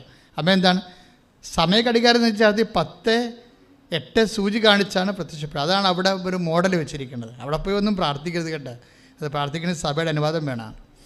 സഭ അനുവദിച്ച് കഴിയുമ്പോൾ ആൾത്താറയിലേക്ക് അത് മാറ്റും. അതെന്താ സംഭവം എന്ന് വെച്ച് കഴിഞ്ഞാൽ ഇപ്പം നമുക്ക് അനുവദനീയമായ വണക്കമായിട്ട് വെച്ചിരിക്കുന്ന തിരുസ്വരൂപം വിമല ഹൃദയമാണ്. അപ്പോൾ അതുകൊണ്ട് വേറെ മാറ്റങ്ങളൊന്നുമില്ല. സഭയുടെ ഔദ്യോഗിക അംഗീകാരവും മെത്രാനാച്ച വന്ന് വ്യഞ്ചരിച്ചതാണ്. അപ്പോൾ അതുകൊണ്ട് എപ്പോഴും ഞാൻ പറഞ്ഞതിൻ്റെ കാരണം ഇപ്പം എന്താ നമ്മൾ വായിച്ചു കേട്ടത്? എന്താ 6:12 മർക്കോസിൻ്റെ സുവിശേഷം അല്ലേ? എന്താണ് ഈ 16:12 മർക്കോസിൻ്റെ സുവിശേഷം എന്താ പറയണത്? അവർ ഇതിന് ശേഷം അവർ ഗ്രാമത്തിലേക്ക് പോകുമ്പോൾ എന്ത് പറ്റി? ഈ ഗ്രാമത്തിലേക്ക് പോകുന്ന ആൾക്കാരുടെ അവസ്ഥ അറിയാമല്ലോ. അവർ ലൂക്കാൻ്റെ സുവിശേഷം പറയുന്നുണ്ട് കൃത്യമായിട്ട്, ഇവർ മ്ലാനവദനരായിട്ടാണ് പോണത്. കാര്യം ദുഃഖവെള്ളിയാഴ്ചയും കഴിഞ്ഞ് വലിയ ശനിയാഴ്ച വൈകുന്നേരമായിട്ട് കക്ഷിയുടെ പോണത്. അപ്പോൾ അതിൻ്റെ അവരുടെ മാനസികാവസ്ഥ അറിയാമല്ലോ. ക്ലയോഫസും പാർട്ടിയാണ് ഈ പോണത്. പക്ഷേ ബൈബിൾ എന്താ പറയണത്? പ്രത്യക്ഷപ്പെടേണ്ട വേറൊരു മോഡ് ഓഫ് അപ്പാരിഷനാണ് പറയണത്. 16:12. ഇതിന് ശേഷം അവർ രണ്ടുപേര് ഗ്രാമത്തിലേക്ക് പോവുകയായിരുന്നു. അപ്പോൾ എന്താ സംഭവിച്ചത്? അപ്പോൾ അവൻ വേറൊരു രൂപത്തിൽ. That is my point. ദൈവത്തിൻ്റെ പ്രസൻസ് നിനക്ക് ഏത് രൂപത്തിലും അനുഭവിക്കാൻ പറ്റും. മനസ്സിലായില്ലേ? മുല്ലപ്പൂ പ്രസൻസിൻ്റെ ഒരു അടയാളമാണ്. പലർക്കും അത് ഇപ്പോൾ ഒരു ആയിരക്കണക്കിന് മനുഷ്യർക്ക് ഇപ്പോൾ അങ്ങനെയുള്ള അനുഭവങ്ങൾ ഉണ്ടായിട്ടുണ്ട്. പക്ഷേ ഈ ബേബി കുര്യൻ അനുഭവം അതല്ല. ബേബി കുര്യന് ദൈവാനുഭവം ഉണ്ടാകണത് പുള്ളിക്കാരൻ ഈ ആരാധന കേട്ടോണ്ടിരിക്കും. ഏത് ആരാധന? ഉടമ്പടി എടുത്തല്ലേ പുള്ളി. അപ്പോൾ ഉടമ്പടി ആരാധന ഇങ്ങനെ വെളിപാടിങ്ങനെ വന്നുകൊണ്ടിരിക്കുമല്ലോ. ഞാനീ പഠിച്ച കാര്യങ്ങളല്ലല്ലോ നിങ്ങളോട് പറയണത്. ഇവിടെ വെച്ച് ഈശോ ഇത് ലൈൻ ചേഞ്ച് ചെയ്ത് കൊടുക്കുന്നുണ്ടല്ലോ. പലപ്പോഴും ഞാൻ എൻ്റെ ധ്യാന ചിന്തകൾക്കൊപ്പമല്ല ഞാൻ സഞ്ചരിക്കണത്. കർത്താവിനിടയ്ക്ക് കുറേ സമയത്ത് വഴി ഇങ്ങനെ തിരിച്ച് വിടുന്നുണ്ട്. ട്രാഫിക്ക് നല്ല രസമാണ് ഈ ഉടമ്പടി ധ്യാനം. അപ്പോൾ ബേബിക്കുര്യൻ്റെ പ്രശ്നം എന്താണ്? ബേബിക്കുര്യന് ഒരു ഉടമ്പടി ധ്യാനം കൂടിക്കൊണ്ടിരിക്കുകയാണ്. അപ്പോൾ നമ്മൾ ഉടമ്പടി എടുത്ത ആൾക്കാരെല്ലാവരും ഉടമ്പടി ധ്യാനം മസ്റ്റായിട്ട് കൂടണം. കാര്യം ഉടമ്പടിയെക്കുറിച്ച് അറിയണതും ദൈവം സംസാരിക്കണതെല്ലാം ഈ ആരാധന സമയത്ത്. ഈ ആരാധന പുള്ളിക്കാരൻ കൂടിക്കൊണ്ടിരിക്കുന്ന സമയത്ത് എൻ്റെ സംസാരത്തിൽ നിന്ന് ഒരു സാക്ഷ്യം ഞാൻ വിചാരണ ചെയ്യണത് അദ്ദേഹം കേട്ട് അദ്ദേഹത്തിന് അതൊരു മറ്റൊരു രൂപത്തിൽ ദൈവത്തിൻ്റെ വെളിപാടായി മാറി. എന്താണ്? ഒരു മകളോട് അവൾ അച്ഛനെ കാണാൻ വന്നപ്പോൾ ഞാൻ അവളോട് പറഞ്ഞു, നീ റീ എക്സാം ചെയ്യേണ്ട, റീ വാല്യുവേഷന് കൊടുക്കാൻ പറഞ്ഞു. അതാണ് വിഷയം. അവൾ റീ എക്സാം തോറ്റു വന്നിരിക്കുകയാണ് ആൾ. തോറ്റു വന്നപ്പോഴും അവൾക്ക് റീ വാല്യുവേഷൻ കൊടുത്താൽ ഒരു സ്കോപ്പില്ല, അവർക്കറിയാം. അതുകൊണ്ട് രണ്ടാമത്തെ എക്സാമിന് വേണ്ടി പ്രാർത്ഥിക്കാൻ വേണ്ടി വന്നപ്പോൾ അവളുടെ കാലത്ത് കൈവച്ച് കഴിഞ്ഞപ്പോൾ കർത്താവ് വയ്ക്കുന്നൊരു നോട്ടാണ് റീവാലുവേറ്റിന് കൊടുക്കാൻ പറഞ്ഞു. അച്ഛാ അത് പരീക്ഷ എഴുതണ്ട, റീവാലുവേഷൻ കൊടുക്കാൻ പറഞ്ഞു. അപ്പോൾ റീവാലുവേഷൻ കൊടുത്തപ്പോൾ അവർ 20 മാർക്ക് കിട്ടി കൂടുതൽ. അപ്പോൾ അവൾ കവറായി, എക്സാം എഴുതാതെ കഴിഞ്ഞു. ആ സാക്ഷ്യമാണ് ഞാൻ പറഞ്ഞുകൊണ്ടിരിക്കുന്നത്. പക്ഷേ ബേബി കുര്യന് ഇത് ഈ IELTS എഴുതിയ കാര്യമാണ് ഞാൻ പറഞ്ഞെങ്കിലും പുള്ളിക്കാരന് ആ ഒരു മീഡിയത്തിലൂടെ കർത്താവ് വേറെ ഒരു മെസ്സേജ് കൊടുത്ത് വേറൊരു രൂപത്തിൽ പ്രത്യക്ഷപ്പെടുമെന്ന് പറയത്തില്ലേ, അതുപോലെ എന്താ പറഞ്ഞിരിക്കുന്നത്? റീവാലുവേഷൻ. കഴിഞ്ഞ പരീക്ഷയുടെ വീണ്ടും ഒരു പരീക്ഷ അതിലേക്ക് പോകുന്നതിന് പകരം പഴയ പരീക്ഷ തന്നെ റീവാലുവേറ്റ് ചെയ്യുക. അപ്പോൾ വേഗൂരിന് അതിനകത്ത് കിട്ടുന്ന മെസ്സേജ് എന്താണ്? പണ്ട് സ്ഥലം കാണാൻ വന്ന കക്ഷിയില്ലേ, വേണ്ടെന്ന് പറഞ്ഞു പോയവരാ, അവരൊന്ന് വിളിക്കാൻ നോക്കി. അതാണ് വേറൊരു രൂപം. ദൈവം ശ്രദ്ധയോടുകൂടി വേണം ദൈവത്തിന് ഇവിടെ സഞ്ചരിക്കാൻ. എങ്ങനെയും നിന്നെ ഹെൽപ്പ് ചെയ്യും. നീ അറിയണം. നീ ഇങ്ങനെ ചുമ്മാ ഒരു ഇൻഫർമേഷന് വേണ്ടി ഇതൊക്കെ കാണുമ്പോഴാണ് പ്രശ്നം വേണ്ടത്. ദൈവത്തിൻ്റെ സാന്നിധ്യത്തെക്കുറിച്ച് നിനക്ക് കൃത്യമായ ഒരു സീരിയസ് ആയിട്ടുള്ള ഒരു ബോധത്തിൽ ബേബിക്കരെന്ന് പറഞ്ഞാൽ റീവാലുവേഷന് കൊടുത്തു. അതുപോലെ തന്നെ എൻ്റെ സ്ഥലം നോക്കാൻ പറഞ്ഞ് വേണ്ടെന്ന് പറഞ്ഞ ഒരു കക്ഷിയുണ്ടല്ലോ, 10 പേരാ മറ്റേ വന്ന് പോയതാണല്ലോ, ഒരാളെ വിളിച്ച് നോക്കുക. അയാൾ വേണ്ടെന്നാണ് പറഞ്ഞത്. എന്നാലും ഒന്ന് റീവാലുവേഷൻ ഇപ്പം അച്ഛൻ പറഞ്ഞല്ല. അപ്പം ഈശോ അയാൾക്ക് കൊടുത്ത വേറൊരു രൂപമാണ്, ദൈവസന്ദേശത്തിൻ്റെ വേറൊരു രൂപം. അയാൾ വേണ്ടെന്നും പറഞ്ഞ് പോയ കക്ഷിയെ വീണ്ടും ഇയാളെ കറക്കി മൊബൈലിൽ വിളിക്കും. അപ്പം ചോദിക്കും, അയാൾ ചോദിക്കും എന്താ വിളിച്ചതെന്ന് ചോദിക്കും. അപ്പോൾ പറഞ്ഞ് സ്ഥലത്തിൻ്റെ കാര്യം പറയാൻ. ഓ വിറ്റില്ലേ? അത് വിറ്റില്ല ചേട്ടാ, ഞാൻ കടത്തിലാണെന്ന് പറഞ്ഞു. വലിയൊരു സ്ഥലം എടുക്കാൻ പോണവർ നമ്മൾ കടത്തിലാണെന്ന് പറയുക. പിന്നെ അവർ ഇട്ടുപിടിക്കുകയല്ലേ ഉള്ളു. എന്താ ഇപ്പോഴത്തെ പ്രോബ്ലം എന്താണെന്ന് ചോദിച്ചു. ചേട്ടാ ഒരു 10 ലക്ഷം രൂപ കിട്ടിയാൽ നിൽക്കാൻ പറ്റുമെന്ന് പറയും. അപ്പോൾ അയാളെടുത്ത് വായിക്കാൻ പറയും, കുഴപ്പമില്ല 2 ദിവസം കഴിയുമ്പോൾ എന്നെ വിളിക്കാൻ പറയും. അപ്പോൾ 2 ദിവസം കഴിയുമ്പോൾ വൈഫും എടുത്തുകൊണ്ട് ഡബിൾ ഉടമ്പടി നിൽക്കുകയല്ലേ. വൈഫിനോട് പറയാം, വൈഫും ഇയാളും വേറെ മാർഗ്ഗമില്ലല്ലോ, ഈ കാശുരം ഞെക്കിപ്പിടിച്ച് വിശ്വാസപ്രമാണം ചൊല്ലി കർത്താവിൻ്റെ കയ്യിൽ പിടിക്കണ പോലെ അല്ല കാശുരത്തിൽ പിടിക്കുന്ന ആൾക്കാർ. അതൊരു വിശ്വാസപ്രമാണമല്ല ആക്ടിവിറ്റി ചെയ്യണത്. നമ്മളെന്താ പറയണത്? ഏകദൈവത്തിൽ ഞാൻ വിശ്വസിക്കുന്നതല്ലേ പറയണേ അല്ലേ? അതിൻ്റെ അകത്ത് ഓരോ വാക്കിനും ഭയങ്കര ഇടിവിട്ട് വിലയണേ. അത് പറഞ്ഞപ്പോൾ ഈ 2 ദിവസം കഴിഞ്ഞപ്പോൾ ഈ മനുഷ്യൻ ഇയാളുടെ വീട്ടിൽ വന്നിട്ട് ഇവിടെ കടം മുഴുവനും അങ്ങോട്ട് ഇളച്ച് കാശ് കൊടുക്കും. Price the Lord. Hallelujah hallelujah hallelujah. ഇത് അതായത് അയാൾ പറഞ്ഞ കഥാശിക്കുന്ന ഞമ്മ ഞെട്ടിപ്പോവും. ഒരു മെസ്സേജ് വന്ന വഴി കണ്ടില്ലേ നിങ്ങൾ? ദ പ്രസൻസ് ഓഫ് ഗോഡ്, ദൈവത്തിൻ്റെ സാന്നിധ്യം. ILTSൻ്റെ സാക്ഷ്യം കേട്ടതാണ് വിഷയമേ. അത് വേറൊരു രൂപത്തിൽ ആ മനുഷ്യൻ രക്ഷപ്പെടാനുള്ള മാർഗമായിട്ട് പരിശുദ്ധാത്മാവ് റീമോൾഡ് ചെയ്ത് റൂട്ട് ചെയ്ത് കൊടുക്കുകയാണ്. ദൈവത്തെ നിങ്ങളെ എങ്ങനെയും നയിക്കാൻ പറ്റും. ഇപ്പം ബേബി എന്താ ഇത് ആദ്യം ചെയ്യാൻ വരുന്നേ, ചെയ്യത്തില്ല. കാര്യം ഇയാൾ വൈഫിനെ കൊണ്ട് ഉടമ്പടി എടുപ്പിച്ചിട്ട് പുള്ളി പഴയ കലാപരിപാടി നടക്കുകയില്ല ഞാൻ. അപ്പോൾ അതുകൊണ്ട് ദൈവ സാന്നിധ്യം ഉണ്ട്, പക്ഷേ അനുഭവിക്കാൻ പറ്റണില്ല. പക്ഷേ ഇയാൾ സത്യസന്ധമായിട്ട് ദൈവത്തോട് മുട്ടിക്കഴിഞ്ഞപ്പോൾ ദൈവം ആരാണെന്ന് മനസ്സിലാക്കാൻ തുടങ്ങി. റീവാലുവേഷൻ ഒരു മെസ്സേജാണ്. അത് എടുത്തിട്ട് അദ്ദേഹത്തിന് കിട്ടിയ മെസ്സേജ് എന്താണ്? വേണ്ടെന്ന് പറഞ്ഞ് പോയ ആൾക്കാരെ തിരിച്ച് വിളിക്കുക. ആ വിളിച്ചാൾ കറക്റ്റായിരുന്നത്. അയാൾ വന്നിട്ട് സ്ഥലം എടുത്ത് എഗ്രിമെൻ്റ് ആയി കഴിഞ്ഞപ്പോൾ തന്നെ അയാളുടെ കടങ്ങൾക്കെല്ലാം നിവൃത്തിയാകുന്ന രീതി കാശ് കൊടുത്തു. ഇനി പ്രമാണം ചെയ്താൽ മാത്രം മതി. അപ്പം പ്രമാണത്തിന് മുമ്പ് തന്നെ കടം തീർന്നിരിക്കണം. ഇപ്പം ഇത്രയും സ്പീഡായിട്ടാണ് ഇത് വർക്ക് ചെയ്യണത്. അപ്പോൾ എൻ്റെ മക്കളിത് കേൾക്കുമ്പോൾ കുറച്ചുകൂടി സീരിയസ് ആകാനും സിൻസിയറാകാനും പ്രാർത്ഥികർത്താവ് ദൈവമേ, കർത്താവായ ദൈവമേ, ഉടമ്പടിയോട് കൂടുതൽ ഗൗരവത്തോടുകൂടിയും ആത്മാർത്ഥതയോടെയും ഉടമ്പടിയെ സമീപിക്കാൻ എന്നെ ആശീർവദിക്കണം. ശ്രുതികട ഹല്ലേലൂയ. പരമദിവ്യകാരുണ്യത്തിന്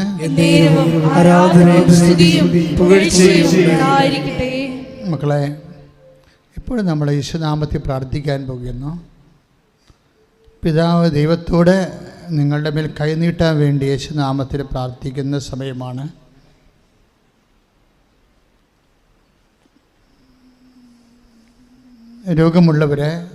രോഗമുള്ളിടത്ത് ഈശോയുടെ നാമത്തിൽ കൈകൾ വെച്ച് രോഗത്തെ സൗഖ്യത്തിനായി സമർപ്പിക്കേണ്ടതാണ്. ഇപ്പോഴും ഈശോ കാണിക്കുന്നത് കൈകളുടെ വിരലുകളുടെയൊക്കെ ഇടയിൽ, തുടയുടെ ഇടയിലൊക്കെ ഇങ്ങനെ ശരീരം അഴുകുന്ന വ്യക്തിയെ കർത്താവ് കാണിക്കുന്നുണ്ട്. ആ വ്യക്തികളെ കർത്താവ് സുഖപ്പെടുത്തുന്ന സൂചനയാണ് നമുക്ക് ലഭിക്കുന്നത്. നെറ്റിയിൽ പാണ്ടുള്ളവർ, നെറ്റിയിൽ പാണ്ടാണ് ആദ്യം തുടങ്ങിയത്. മുഴിയുടെ അടിയിൽ വെളുത്ത കളറ്, പിന്നെ നെറ്റിയായിട്ട് പടർന്ന്, പിന്നെ ചിലർക്ക് ചുണ്ടിൽ പാണ്ട്. അവരെല്ലാവരെയും ഇപ്പോഴും ഓൺലൈനിലുള്ളവരും ആ പാണ്ട് സ്ഥലങ്ങളെല്ലാം കൈവച്ചുകൊണ്ട് യേശുനാമത്തിൽ കർത്താവിൻ്റെ രക്തം തളിക്കപ്പെടാൻ വേണ്ടി സ്തുതിക്കട്ടെ. കർത്താവിൻ്റെ ഉന്നതമായ നാമത്തിൽ പ്രാർത്ഥിക്കുന്ന വിസർപ്പ രോഗികള്, ത്വക്ക് രോഗികള്, അപ്പാ പിതാവേ, നിന്റെ പുത്രനായ യേശുക്രിസ്തു നാമത്തിൽ ഞങ്ങൾ പ്രാർത്ഥിക്കുന്ന നിന്റെ കൈകൾ അവിടെ മേൽ നീട്ടിക്കൊണ്ട് അവരെ സൗഖ്യപ്പെടുത്തണമേ. ശ്രുതികടേ. വിസർപ്പ രോഗമുള്ളവരെ, വേരിക്കോസിൻ്റെ അസുഖമുള്ളവരെ, വാതരോഗികളെ, മസിൽ ചുരുങ്ങുന്നവരെ, മസിൽ ബലക്ഷയമായിട്ടിരിക്കുന്നവരെ, എപ്പോഴും ഒരു തരം വിഷപ്പൊട്ടിൻ്റെ അലർജികളുണ്ടാകുന്നവർ, പൊറുക്കാത്ത വ്രണമുള്ളവർ, കാല് വിണ്ടു കീറുന്നവർ, പലതരത്തിലുള്ള ഇരിച്ചിലും പുകച്ചിലും അനുഭവിക്കുന്നവർ, അവിടെ മേലെല്ലാം കർത്താവിൻ്റെ രക്തം തളിക്കപ്പെടാൻ വേണ്ടി സ്തുതികട്ടെ. നിന്റെ ഉന്നതമായ നാമത്തിന് സ്തോത്രം ചെയ്യുന്ന കർത്താവേ, അപ്പാ പിതാവേ, അങ്ങേപ്പോൾ തന്നെ യേശുക്രിസ്തു നാമത്തിൽ ഞങ്ങൾ പ്രാർത്ഥിക്കുന്ന അവിടുത്തെ അവകാശമോഹരിമായ തിരുസഭയിലെ വേദനപ്പെടുന്നവരും കർത്താവിനെ നിന്റെ നാമത്തെ വിളിച്ച് അപേക്ഷിക്കുന്ന എല്ലാത്തരം മക്കളുടെ മേലും ദൈവത്തിന്റെ കാരുണ്യം ചൊരിയട്ടെ. യേശുക്രിസ്തു നാമത്തിൽ സൗഖ്യം പ്രാപിക്കട്ടെ. ശുദ്ധ പരമ ദിവ്യകാരുണ്യത്തിന്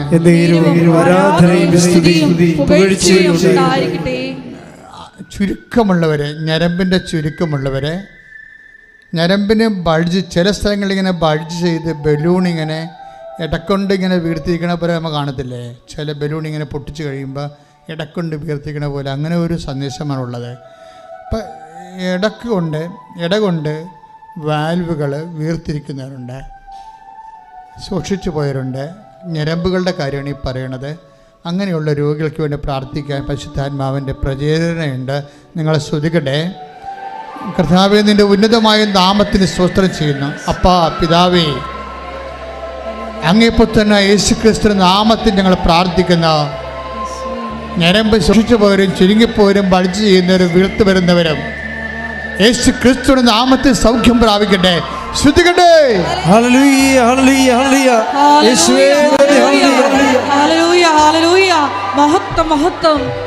പരിശുദ്ധ പരമ ദിവ്യകാരുണ്യത്തിന് എൻ്റെ മക്കളെ, നമ്മുടെ പിൻകഴുത്തിന് താഴേക്കുള്ള നട്ടലിൻ്റെ ഭാഗങ്ങളില്ലേ, അവിടെ ചിലപ്പോഴ് വളഞ്ഞിരിക്കുന്നവരെയും അതുപോലെ തന്നെ അവിടെ ഇങ്ങനെ ഉണ്ട ബട്ടൺ പോലെ ഇങ്ങനെ പൊന്തിയിരുന്നിട്ട് അസ്ഥിക്ക് ശോഷണം വരുന്നവരും ഇങ്ങനെ തല കുനിഞ്ഞു പോകുന്നവരെയൊക്കെ കാണിക്കുന്നുണ്ട് ഈശോ.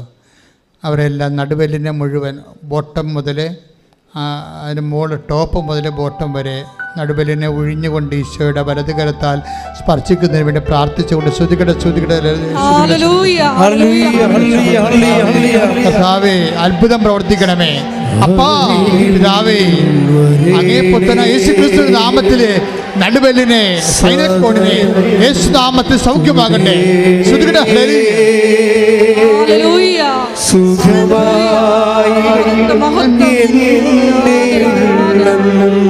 അരികിൽ വരണമേ,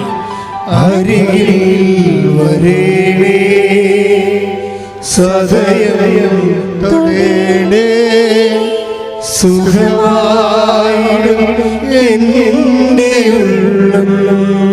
പരിശുദ്ധ പരമ ദിവ്യകാരുണ്യത്തിന് പരിശുദ്ധ പരമ ദിവ്യകാരുണ്യത്തിന്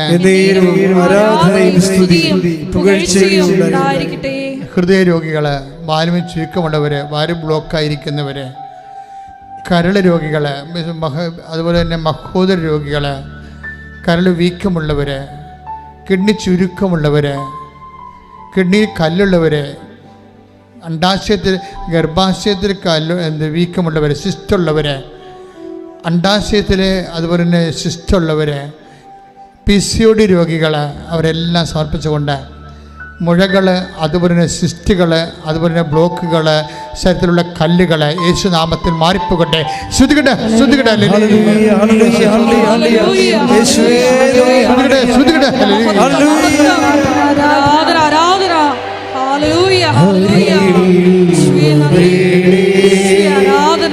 സദയം തൊടേണേ,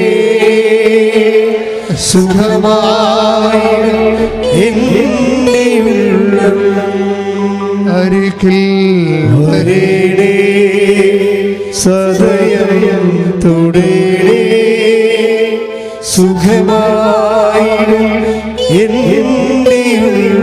പരിശുദ്ധ പരമ ദിവ്യകാരുണ്യത്തിന് മക്കളെ, കൈ പൊക്കാൻ പറ്റാത്തവര്, നടക്കാൻ പറ്റാത്തവര്, നടക്കുമ്പോൾ തെന്നുന്നവര്, പൊതുസമൂഹത്തിൽ വന്ന പേടിച്ച് പതച്ചാടി എപ്പിലെപ്സിയെ പോലെ, ജന്യരോഗം പോലെ, അപസ്മാരം പോലെ പിടച്ചു തല്ലി വീഴുന്നവർ, അങ്ങനെ ന്യൂറോട്ടിക്കായിട്ട് എല്ലാ മക്കളുടെ പേരും കർത്താവിൻ്റെ രക്തം നിറയട്ടെ.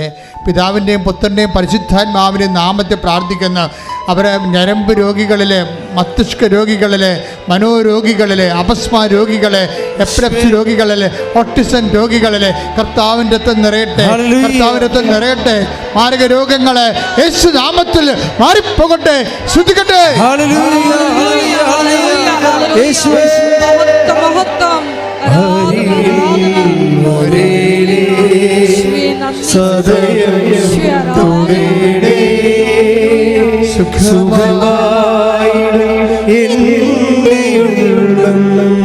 അരികിൽ വരണേ, സദയം തൊടേണേ, സുഖമായി എന്നുള്ളം പരിശുദ്ധ പരമദിവ്യകാരുണ്യത്തിന് ആരാധനയും സ്തുതിയും പുകഴ്ചയും ഉണ്ടായിരിക്കട്ടെ. സ്രാവരോഗികൾക്ക് വേണ്ടിയൊക്കെ പ്രാർത്ഥിക്കാം. ചിലർ അറിയാതെ എപ്പോഴും കണ്ണിൽ നിന്ന് പഴുപ്പോ കണ്ണീരോ അതിൻ്റെ കട്ടിയുള്ള ജലമൊക്കെ വരത്തില്ലേ. ചിലർക്ക് ചെവിയിൽ നിന്ന് പഴുപ്പും ചോരയൊക്കെ വന്നെ കാണാം. ചിലക്ക് ചെല്ലുമ്പോൾ ഇങ്ങനെ കൺട്രോളില്ലാതെ വായിൽ നിന്ന് തുപ്പൽ വന്നെ കാണാം. ചിലർക്ക് മൂത്രമറിയാതെ പോകുന്നവരുണ്ട്. ബ്ലീഡിങ് വന്നിട്ട് പീരീഡ്സ് കഴിഞ്ഞിട്ട് നിൽക്കാതിരിക്കുന്നവർ 10-12 ദിവസം നീണ്ടു പോകുന്നവരുണ്ട്. ചിലപ്പോൾ വെള്ളപ്പൊക്കിൻ്റെ അസുഖമുള്ളവരുണ്ടാകുന്നു. ചിലപ്പോൾ മലമറിയാതെ പോകുന്നവരുണ്ടാകും. അവരെല്ലാം സ്പർശിക്കാൻ വേണ്ടി സ്തുതിക്കട്ടെ. കർത്താവേ, നിൻ്റെ ഉന്നതമായ നാമത്തിന് സ്തോത്രം ചെയ്യുന്ന കർത്താവേ, കർത്താവേ, നിൻ്റെ വിശുദ്ധ പൗരോഹിത്യത്തെ മഹത്വപ്പെടുത്തണമേ. 36 വർഷം ഞാൻ അർപ്പിച്ച കൃപാന്റെ യോഗ്യതയാൽ കൃപാസ്ഥാനത്താറെ ജീവനോടെ പ്രത്യക്ഷപ്പെട്ട മാതാവിൻ്റെ മാധ്യസ്ഥത്തിലെ മാരക രോഗങ്ങൾ, സ്രാവരോഗങ്ങൾ യേശുനാമത്തിൽ ഈ നിമിഷം മാറിപ്പോകട്ടെ. സ്തുതിക്കട്ടെ. Hallelujah, hallelujah, hallelujah. യേശുവേ നന്ദി. ഹല്ലേലൂയ. മഹത്വം സദയം തുടരേ സുഖമായി എൻ്റെ ഉള്ളം. പരിശുദ്ധ പരമദിവ്യകാരുണ്യത്തിന് ആരാധനയും സ്തുതിയും പുകഴ്ചയും ഉണ്ടായിരിക്കട്ടെ. അസ്ഥികളെ സമർപ്പിച്ച് പ്രാർത്ഥിക്കാം. അസ്ഥി ഒടിഞ്ഞവരെ, അസ്ഥി കൂടാത്തവരെ, അസ്ഥി ഒടിഞ്ഞതിൻ്റെ പേര്, അപകടത്തിൽപ്പെട്ട് ഒടിഞ്ഞതിൻ്റെ പേരിൽ ബലക്ഷയം അനുഭവിക്കുന്നവരെ, അകത്ത് കമ്പി ഇട്ടിരിക്കുന്നവരെ, അസ്ഥി ഉരുക്കമുള്ള രോഗികൾ, അസ്ഥിക്ഷയമുള്ള രോഗികൾ, പല്ലും എല്ലുമൊക്കെ ഒടിഞ്ഞു പോകുന്ന തരത്തിലുള്ള രോഗികൾ, അങ്ങനെയുള്ള ഓരോ രോഗികളുടെ മേലും കർത്താവിൻ്റെ രക്തം തളിക്കപ്പെടാൻ വേണ്ടി സ്തുതിക്കട്ടെ. കർത്താവേ, നിന്റെ വിശുദ്ധമായ രക്തം അസ്ഥികളിൽ തളിക്കണമെന്ന് പ്രാർത്ഥിക്കുന്നു. എസെക്കിയേൽ 37 പ്രാർത്ഥിക്കുന്നു. യേശുവിൻ്റെ രക്തത്തിലെ അസ്ഥികളെ പുതുതാകുകയും ശക്തിപ്പെടുകയും ചെയ്യട്ടെ. I command you in the name of Jesus Christ to be healed. Hallelujah, hallelujah, hallelujah. മഹത്വം, മഹത്വം.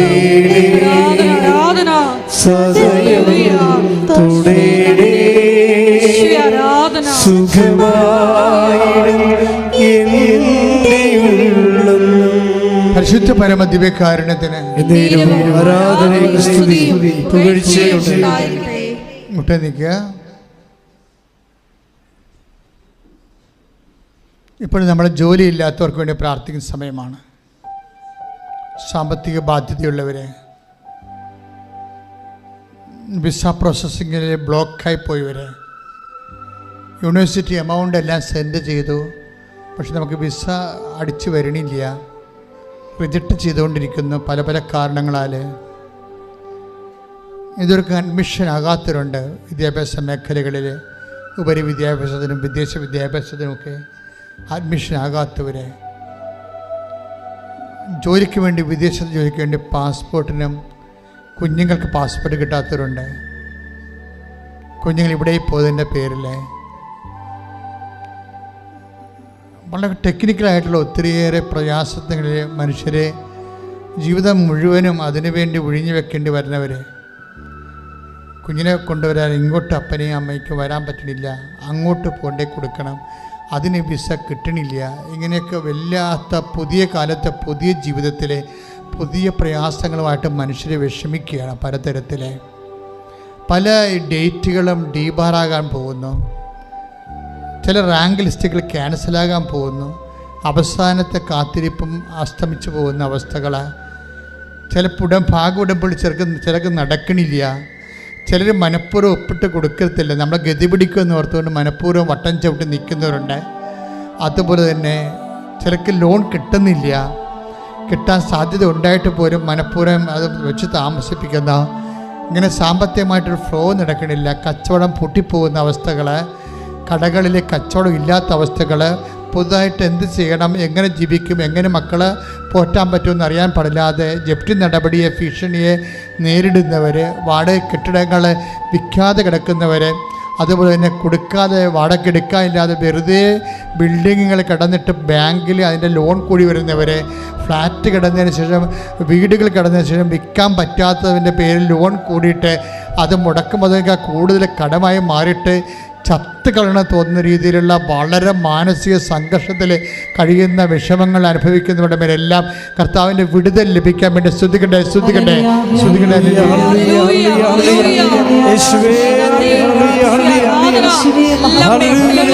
നിന്റെ ഉന്നതമായ നാമത്തെ 36 കൊല്ലം അനുഭവത്തിന്റെ യോഗ്യതയാൽ ഭാഷാൽത്താരം ജീവനോടെ പ്രത്യക്ഷപ്പെട്ട മാതാവിന്റെ മധ്യസ്ഥത്തിലെ എല്ലാവിധ തടസ്സങ്ങളും യേശുനാമം നീങ്ങിപ്പോകട്ടെ എന്ന് പ്രാർത്ഥിക്കുന്ന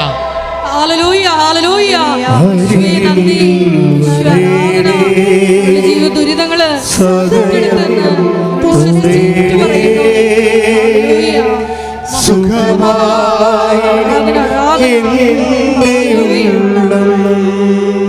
പരിശുദ്ധ പരമ ദിവ്യകാരുണ്യത്തിന്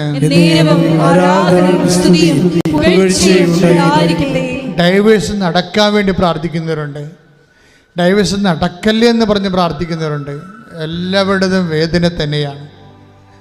എല്ലാ മേഖലകളിലും കേസ്, കോടതി കേസായിരിക്കുന്നവരെ, വിചാരണ കേസ് തുടങ്ങിയിരിക്കുന്നവരെ, ജഡ്ജ്മെൻറ്റ് വരാൻ പോകുന്നവരെ, എന്തൊരു ജഡ്ജ്മെൻ്റ് ആയിരിക്കും എന്നറിയാൻ പാടില്ലാതെ വേദനിക്കുന്നവരെ, അതുപോലെ അങ്ങനെയുള്ള എല്ലാവരെയും സമർപ്പിച്ചുകൊണ്ട് പ്രാർത്ഥിക്കണം. സ്ഥലം വിൽക്കാത്തവർ, അതുപോലെ തന്നെ കൊടുത്ത പണം തിരികെ ലഭിക്കാതെ വലിയ കടത്തിൽ ജീവിക്കുന്നവർ, കള്ളക്കേസിൽ അകപ്പെട്ടിരിക്കുന്നവർ, അവരുടെ മേലെല്ലാം കർത്താവിൻ്റെ കൃപയും കാരുണ്യം ചെയ്യാൻ വേണ്ടി അമ്മയുടെ മധ്യസ്ഥതയിൽ പ്രാർത്ഥിക്കുന്നു. ശ്രുതിക്കട്ടെ.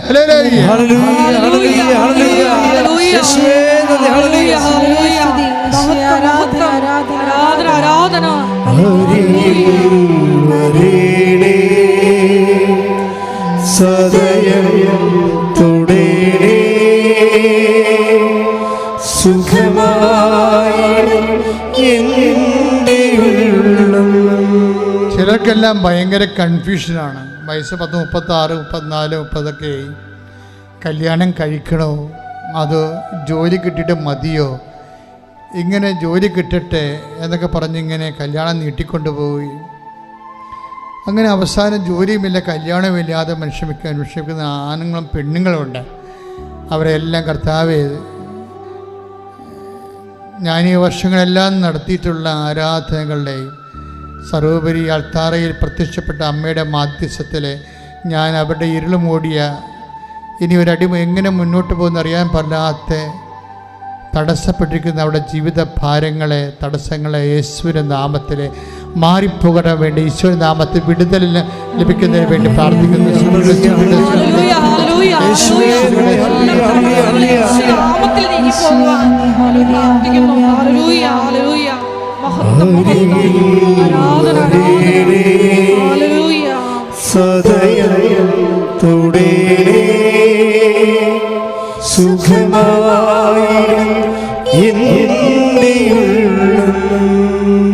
നടക്കാത്ത പല കാര്യങ്ങളും നടക്കാവുന്നതേ ഉള്ളൂ എന്നാണ് നമ്മളെ സാക്ഷ്യങ്ങൾ കേൾക്കുമ്പോൾ മനസ്സിലാകുന്നത്. കഴിഞ്ഞ ദിവസം ഒരു സാക്ഷ്യം യൂട്യൂബിൽ കിട്ടിയിട്ടുണ്ട്. നമ്മൾ ആ ചേച്ചി കല്യാണം കഴിച്ച് വന്നതിന് ശേഷം 40 കൊല്ലമായെന്ന് തോന്നുന്നു, ഇന്ന് വരെ മര്യാദക്ക് അവരുടെ വീട്ടിലോട്ട് പോകാൻ പറ്റണില്ല, വഴിയില്ല. അത് തന്നെ പ്രശ്നം. അപ്പോൾ അവർ അമ്മയോട് വന്ന് കണ്ണീരോടെ പറഞ്ഞു, അമ്മയെ വഴിയില്ല, 40 കൊല്ലമായി എൻ്റെ കുഞ്ഞുങ്ങളുടെ കല്യാണത്തിന് പോലും നടക്കാത്തൊരവസ്ഥയാണ്, വഴിയില്ലാത്ത വീട്ടിൽ പെണ്ണ് കൊടുക്കുകയും ചെറുക്കൻ കൊടുക്കുകയില്ല. അതുകൊണ്ട് ഞാൻ വളരെ വേദനിക്കുന്നെന്ന് പറഞ്ഞൊരു ഉടമ്പടി എടുത്തിട്ട് പോയിട്ട് അമ്മയുടെ മാധ്യസ്ഥർ വെഞ്ചരിച്ച ഈശോയുടെ നാമത്തിൽ വെഞ്ചരിച്ച ഉപ്പ് കൊണ്ടുപോയി ആ വഴിയിലിടും. വെറുതെ കണ്ടവൻ്റെ വഴിയാണ്. പക്ഷേ 10 ദിവസത്തിനുള്ളിലാണ് അത് പുറമ്പോക്കായിട്ട് ഗവൺമെൻറ് പ്രഖ്യാപിക്കുന്നത്. എന്നിട്ട് ഇവർക്ക് 12 അടി വഴിയുള്ള വഴി കൊടുക്കും. Price the Lord. ആ സാക്ഷിയൊക്കെ നിങ്ങളൊന്ന് കേൾക്കണം. അപ്പോൾ ഞാൻ ഓർക്കുന്നത് 40 വർഷമായിട്ട് അവർ കല്യാണം കഴിച്ച് വന്നിട്ട്, അപ്പോൾ അതൊക്കെ മുമ്പ് ആ വഴിയില്ലാത്തൊരു വീടാണത്. Somebody should there to advocate. ദൈവത്തിൻ്റെ മുമ്പിൽ പിടിപാടുള്ള ആരെങ്കിലും ഉണ്ടായാൽ നടക്കാവുന്ന കാര്യങ്ങളേ ഉള്ളല്ല. Praise the Lord. സ്തുതിക്കട്ടെ. ഹല്ലേലൂയ. സ്തുതിക്കട്ടെ. സ്തുതിക്കട്ടെ. ഹല്ലേലൂയ. ഞങ്ങളുടെ ജീവിതം പ്രഖ്യാപിച്ചുകൊണ്ട് മുന്നോട്ട് പോകുവാൻ കൃപ നൽകണമേ. ഹല്ലേലൂയ.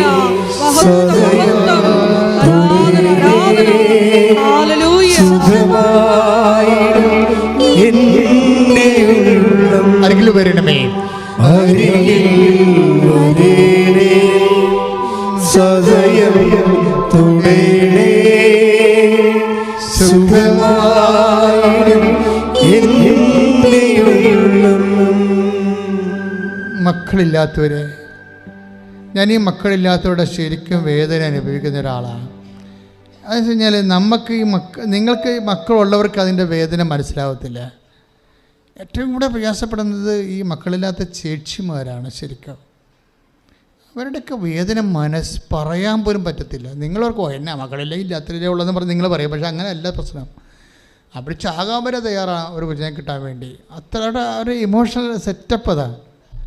അപ്പം ഞാൻ അവരൊക്കെ ശരിക്കും കുറേ നേരം പ്രാർത്ഥിക്കും അവരെ. കാര്യം കർത്താവ് കണ്ണ് തോന്നുവോളൂ, അങ്ങനെ ഒരു വചനമില്ലേ 43, കർത്താവേ അങ്ങേക്ക് ഞങ്ങളുടെ മേൽ കരുണ തോന്നുന്നത് വരെ എന്നും പറഞ്ഞ് സങ്കീർത്തനം പറയും. ആ കരുണ തോന്നുവോളും ഞങ്ങളുടെ കണ്ണുകൾ നിൻ്റെ മുമ്പിലേക്ക് ഇങ്ങനെ ഊന്നിക്കൊണ്ടിരിക്കുമെന്ന്. എൻ്റെ മക്കളെ സങ്കീർത്തനത്തിൽ ആ ദൈവാനുഭവം ഭയങ്കരമാണ്. അത് നിങ്ങളൊന്ന് അനുവർത്തിക്കണം, നല്ലതാണ്. എനിക്ക് തോന്നുന്നു 143:2 സങ്കീർത്തനം. 123 സങ്കീർത്തനം 2-ാം തിരുവചനം വായിച്ചുള്ളൂ. ദാസന്മാരുടെ കണ്ണുകൾ എന്ന് പറഞ്ഞു. ദാസന്മാരുടെ കണ്ണുകൾ ദാസന്മാരുടെ കണ്ണുകൾ യജമാനന്റെ കയ്യിലേക്കെന്ന പോലെ ദാസിയുടെ കണ്ണുകൾ സ്വാമിനിയുടെ കയ്യിലേക്കെന്ന പോലെ ഞങ്ങളുടെ ദൈവമായ കർത്താവിന് ഞങ്ങളോട് കരുണ തോന്നുവോളം ഞങ്ങളുടെ കണ്ണുകൾ അങ്ങേ നോക്കി പാർത്തിരിക്കുന്നു. ഇതാണ് എൻ്റെ ഒരു മെക്കാനിസം എന്ന് പറയുന്നത്. ഇതാണ് രീതി. കർത്താവിന് കരുണ തോന്നുവോളും കർത്താവിനെ തന്നെ നോക്കിക്കൊണ്ടിരിക്കും, വാക്കിലും പ്രവൃത്തിയിലും വിചാരങ്ങളിലും. അതുകൊണ്ട് ഞാൻ മക്കളോട് പറഞ്ഞു, മക്കളെ ഇതൊന്നും പ്രശ്നമില്ല. അമ്മ ഈശോ ഒരു വാഗ്ദാനം നമുക്ക് തന്നിട്ടുണ്ട്, ഈ കല്ലിൽ നിന്ന് എബ്രാഹത്തിൻ്റെ സന്തതികളെ ജനിപ്പിക്കുമെന്ന്. ഞാനിങ്ങനെ ഇവിടം വരെ വന്നതെങ്ങനെയാണെന്നറിയാമോ? ഈ വചനം ഞാൻ അതുപോലെ വിശ്വസിക്കും. ഞാൻ അതിൻ്റെ അലങ്കാരപ്പണിയായിട്ട് കാണിക്കത്തില്ല. അങ്ങനെ അത് സിംബോളിക്കാണ്. അത് textual criticism, form criticism, hermeneutics എന്നൊക്കെ പറഞ്ഞ് സെമിനാരിൽ കുറേ സാങ്കേതിക വ്യാഖ്യാനം, ഈ സാധനം ഒന്നും ഞാൻ അപ്ലൈ ചെയ്യത്തില്ല. ഞാൻ പറയും എൻ്റെ കർത്താവ് പറഞ്ഞതാണ്, അത് ഞാൻ അതുപോലെ വിശ്വസിക്കും. Praise the Lord. സ്തുതികളെ. അതായത് നിങ്ങളെ പല വചനങ്ങളും ജീവിതബന്ധിയായ വചനങ്ങൾ, ജീവിതത്തോട് ഘടിപ്പിക്കപ്പെട്ട വചനങ്ങളുണ്ട്. അതിൻ്റെ മക്കൾ അതുപോലെ അങ്ങ് വിശ്വസിക്കാനുള്ള കൃപയ്ക്ക് വേണ്ടി പ്രാർത്ഥിക്കണം. അപ്പോൾ എന്താ പ്രശ്നം? കർത്താവ് പറഞ്ഞാൽ ഈ കല്ലിൽ നിന്ന് എബ്രായ സന്തതി ജനിപ്പിക്കുമെന്ന് അല്ലേ? 3:9. ശ്രുതികട്ടെ യോഹന്നാന്റെ സുവിശേഷം അല്ലേ? മത്തായി 3:9 വായിച്ച ശ്രുതികട്ടെ.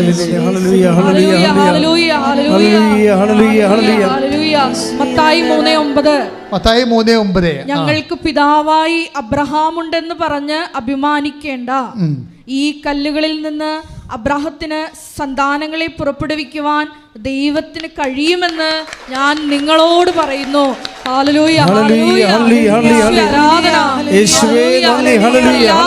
ദമ്പതികളെ പ്രത്യേകമായിട്ട് സമർപ്പിച്ച് പ്രാർത്ഥിക്കുന്നു. ഈശോയെ അവർക്ക് കുഞ്ഞുങ്ങളെ നൽകി അനുഗ്രഹിക്കണമേ എന്ന് പ്രാർത്ഥിക്കുന്നു. ഹല്ലേലൂയ. പരിശുദ്ധ പരമദിവ്യകാരുണ്യത്തിന് ആരാധനയും സ്തുതിയും പുകഴ്ചയും ഉണ്ടായിരിക്കട്ടെ. ചില വചനങ്ങൾ അഭിഷേകമായി എരന്ന് വാങ്ങിക്കണം ദൈവത്തിലേക്ക് എന്ന്. ചില നടക്കാത്ത കാര്യങ്ങളില്ലേ, അതിൻ്റെ ഒരു വചനമാണിത്. ഇപ്പം നിന്നോട് പറയും, നിനക്ക് സിൽ പോയിൻറ്റ്സ് ഇല്ല, നിൻ്റെ മൂത്ത മകളുടെ ലോൺ ഇതുവരെ തിരിച്ചടച്ചിട്ടില്ല, അതുകൊണ്ട് ഇളയ മകൾക്ക് ലോൺ തരികയില്ല, സിൽ പോയിൻറ്റ്സ് ഇല്ലെന്ന് പറഞ്ഞ് ബാങ്കുകാരെ നിന്നെ തള്ളിവിടും. അപ്പോൾ നീ പറയണം, ഈ കല്ലിൽ നിന്ന് എബ്രായ സന്തതികൾ ജനിപ്പിക്കാൻ എൻ്റെ ദൈവത്തിന് കഴിയുമെന്ന്. ശ്രുതികട്ടെ.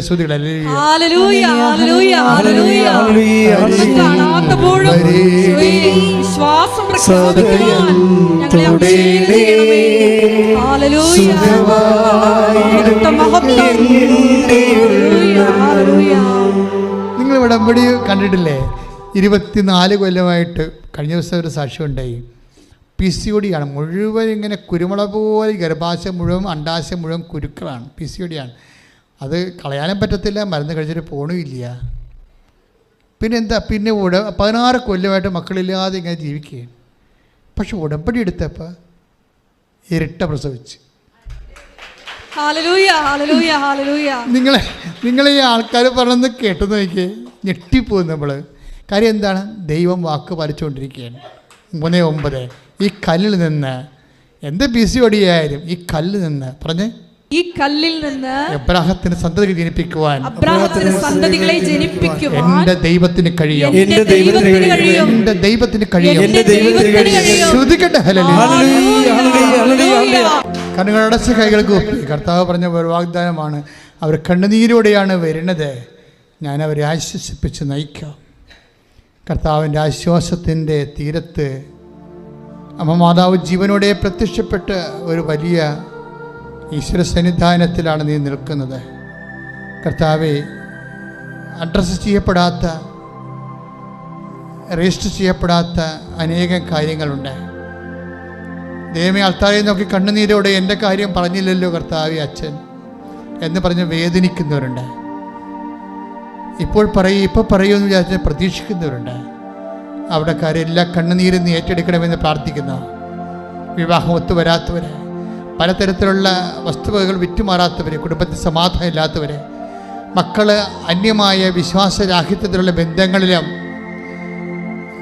വിശ്വാസത്തിന് നിരക്കാത്ത ബന്ധങ്ങളിൽ ചെന്ന് കുടുങ്ങിപ്പോയവരെ എല്ലാവരെയും ഈ സമയത്ത് ഓർത്ത് പ്രാർത്ഥിക്കുന്നു. ഈശോയെ, പലതരത്തിലുള്ള ദുശ്ശീലങ്ങൾക്കകപ്പെട്ടവർ, പലതരത്തിലുള്ള ലഹരികൾക്കകപ്പെട്ടിരിക്കുന്നവർ, തെറ്റായ ബന്ധങ്ങളിൽ ചെന്ന് ചാടിയിരിക്കുന്നവർ, ചിലക്കൊക്കെ പുരയുടെ നിസ്സാര കാര്യങ്ങൾക്ക് വേണ്ടി പണയത്തിന് പകരം പുരയിടം എഴുതി കൊടുത്തിട്ട് അവർ പലിശ കൂടി ഇപ്പോഴും ഇറങ്ങിക്കൊടുക്കാൻ വേണ്ടി പറയുന്ന അവസ്ഥകൾ എല്ലാം സമർപ്പിച്ച് പ്രാർത്ഥിക്കുന്നു.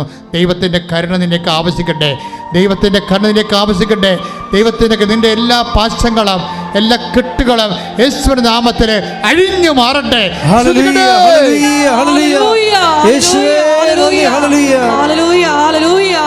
എല്ലാ തടസ്സ മേഖലകളിലും നിറയപ്പെടുവാൻ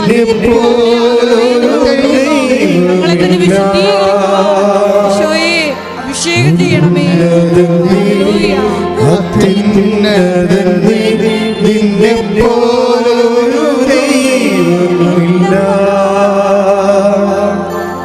അത്ഭുതമാ അതിശയമാ നീ മാത്രമേ ദൈവമേ. അത്ഭുതമാ അതിശയമാ നീ മാത്രമേ ദൈവമേ.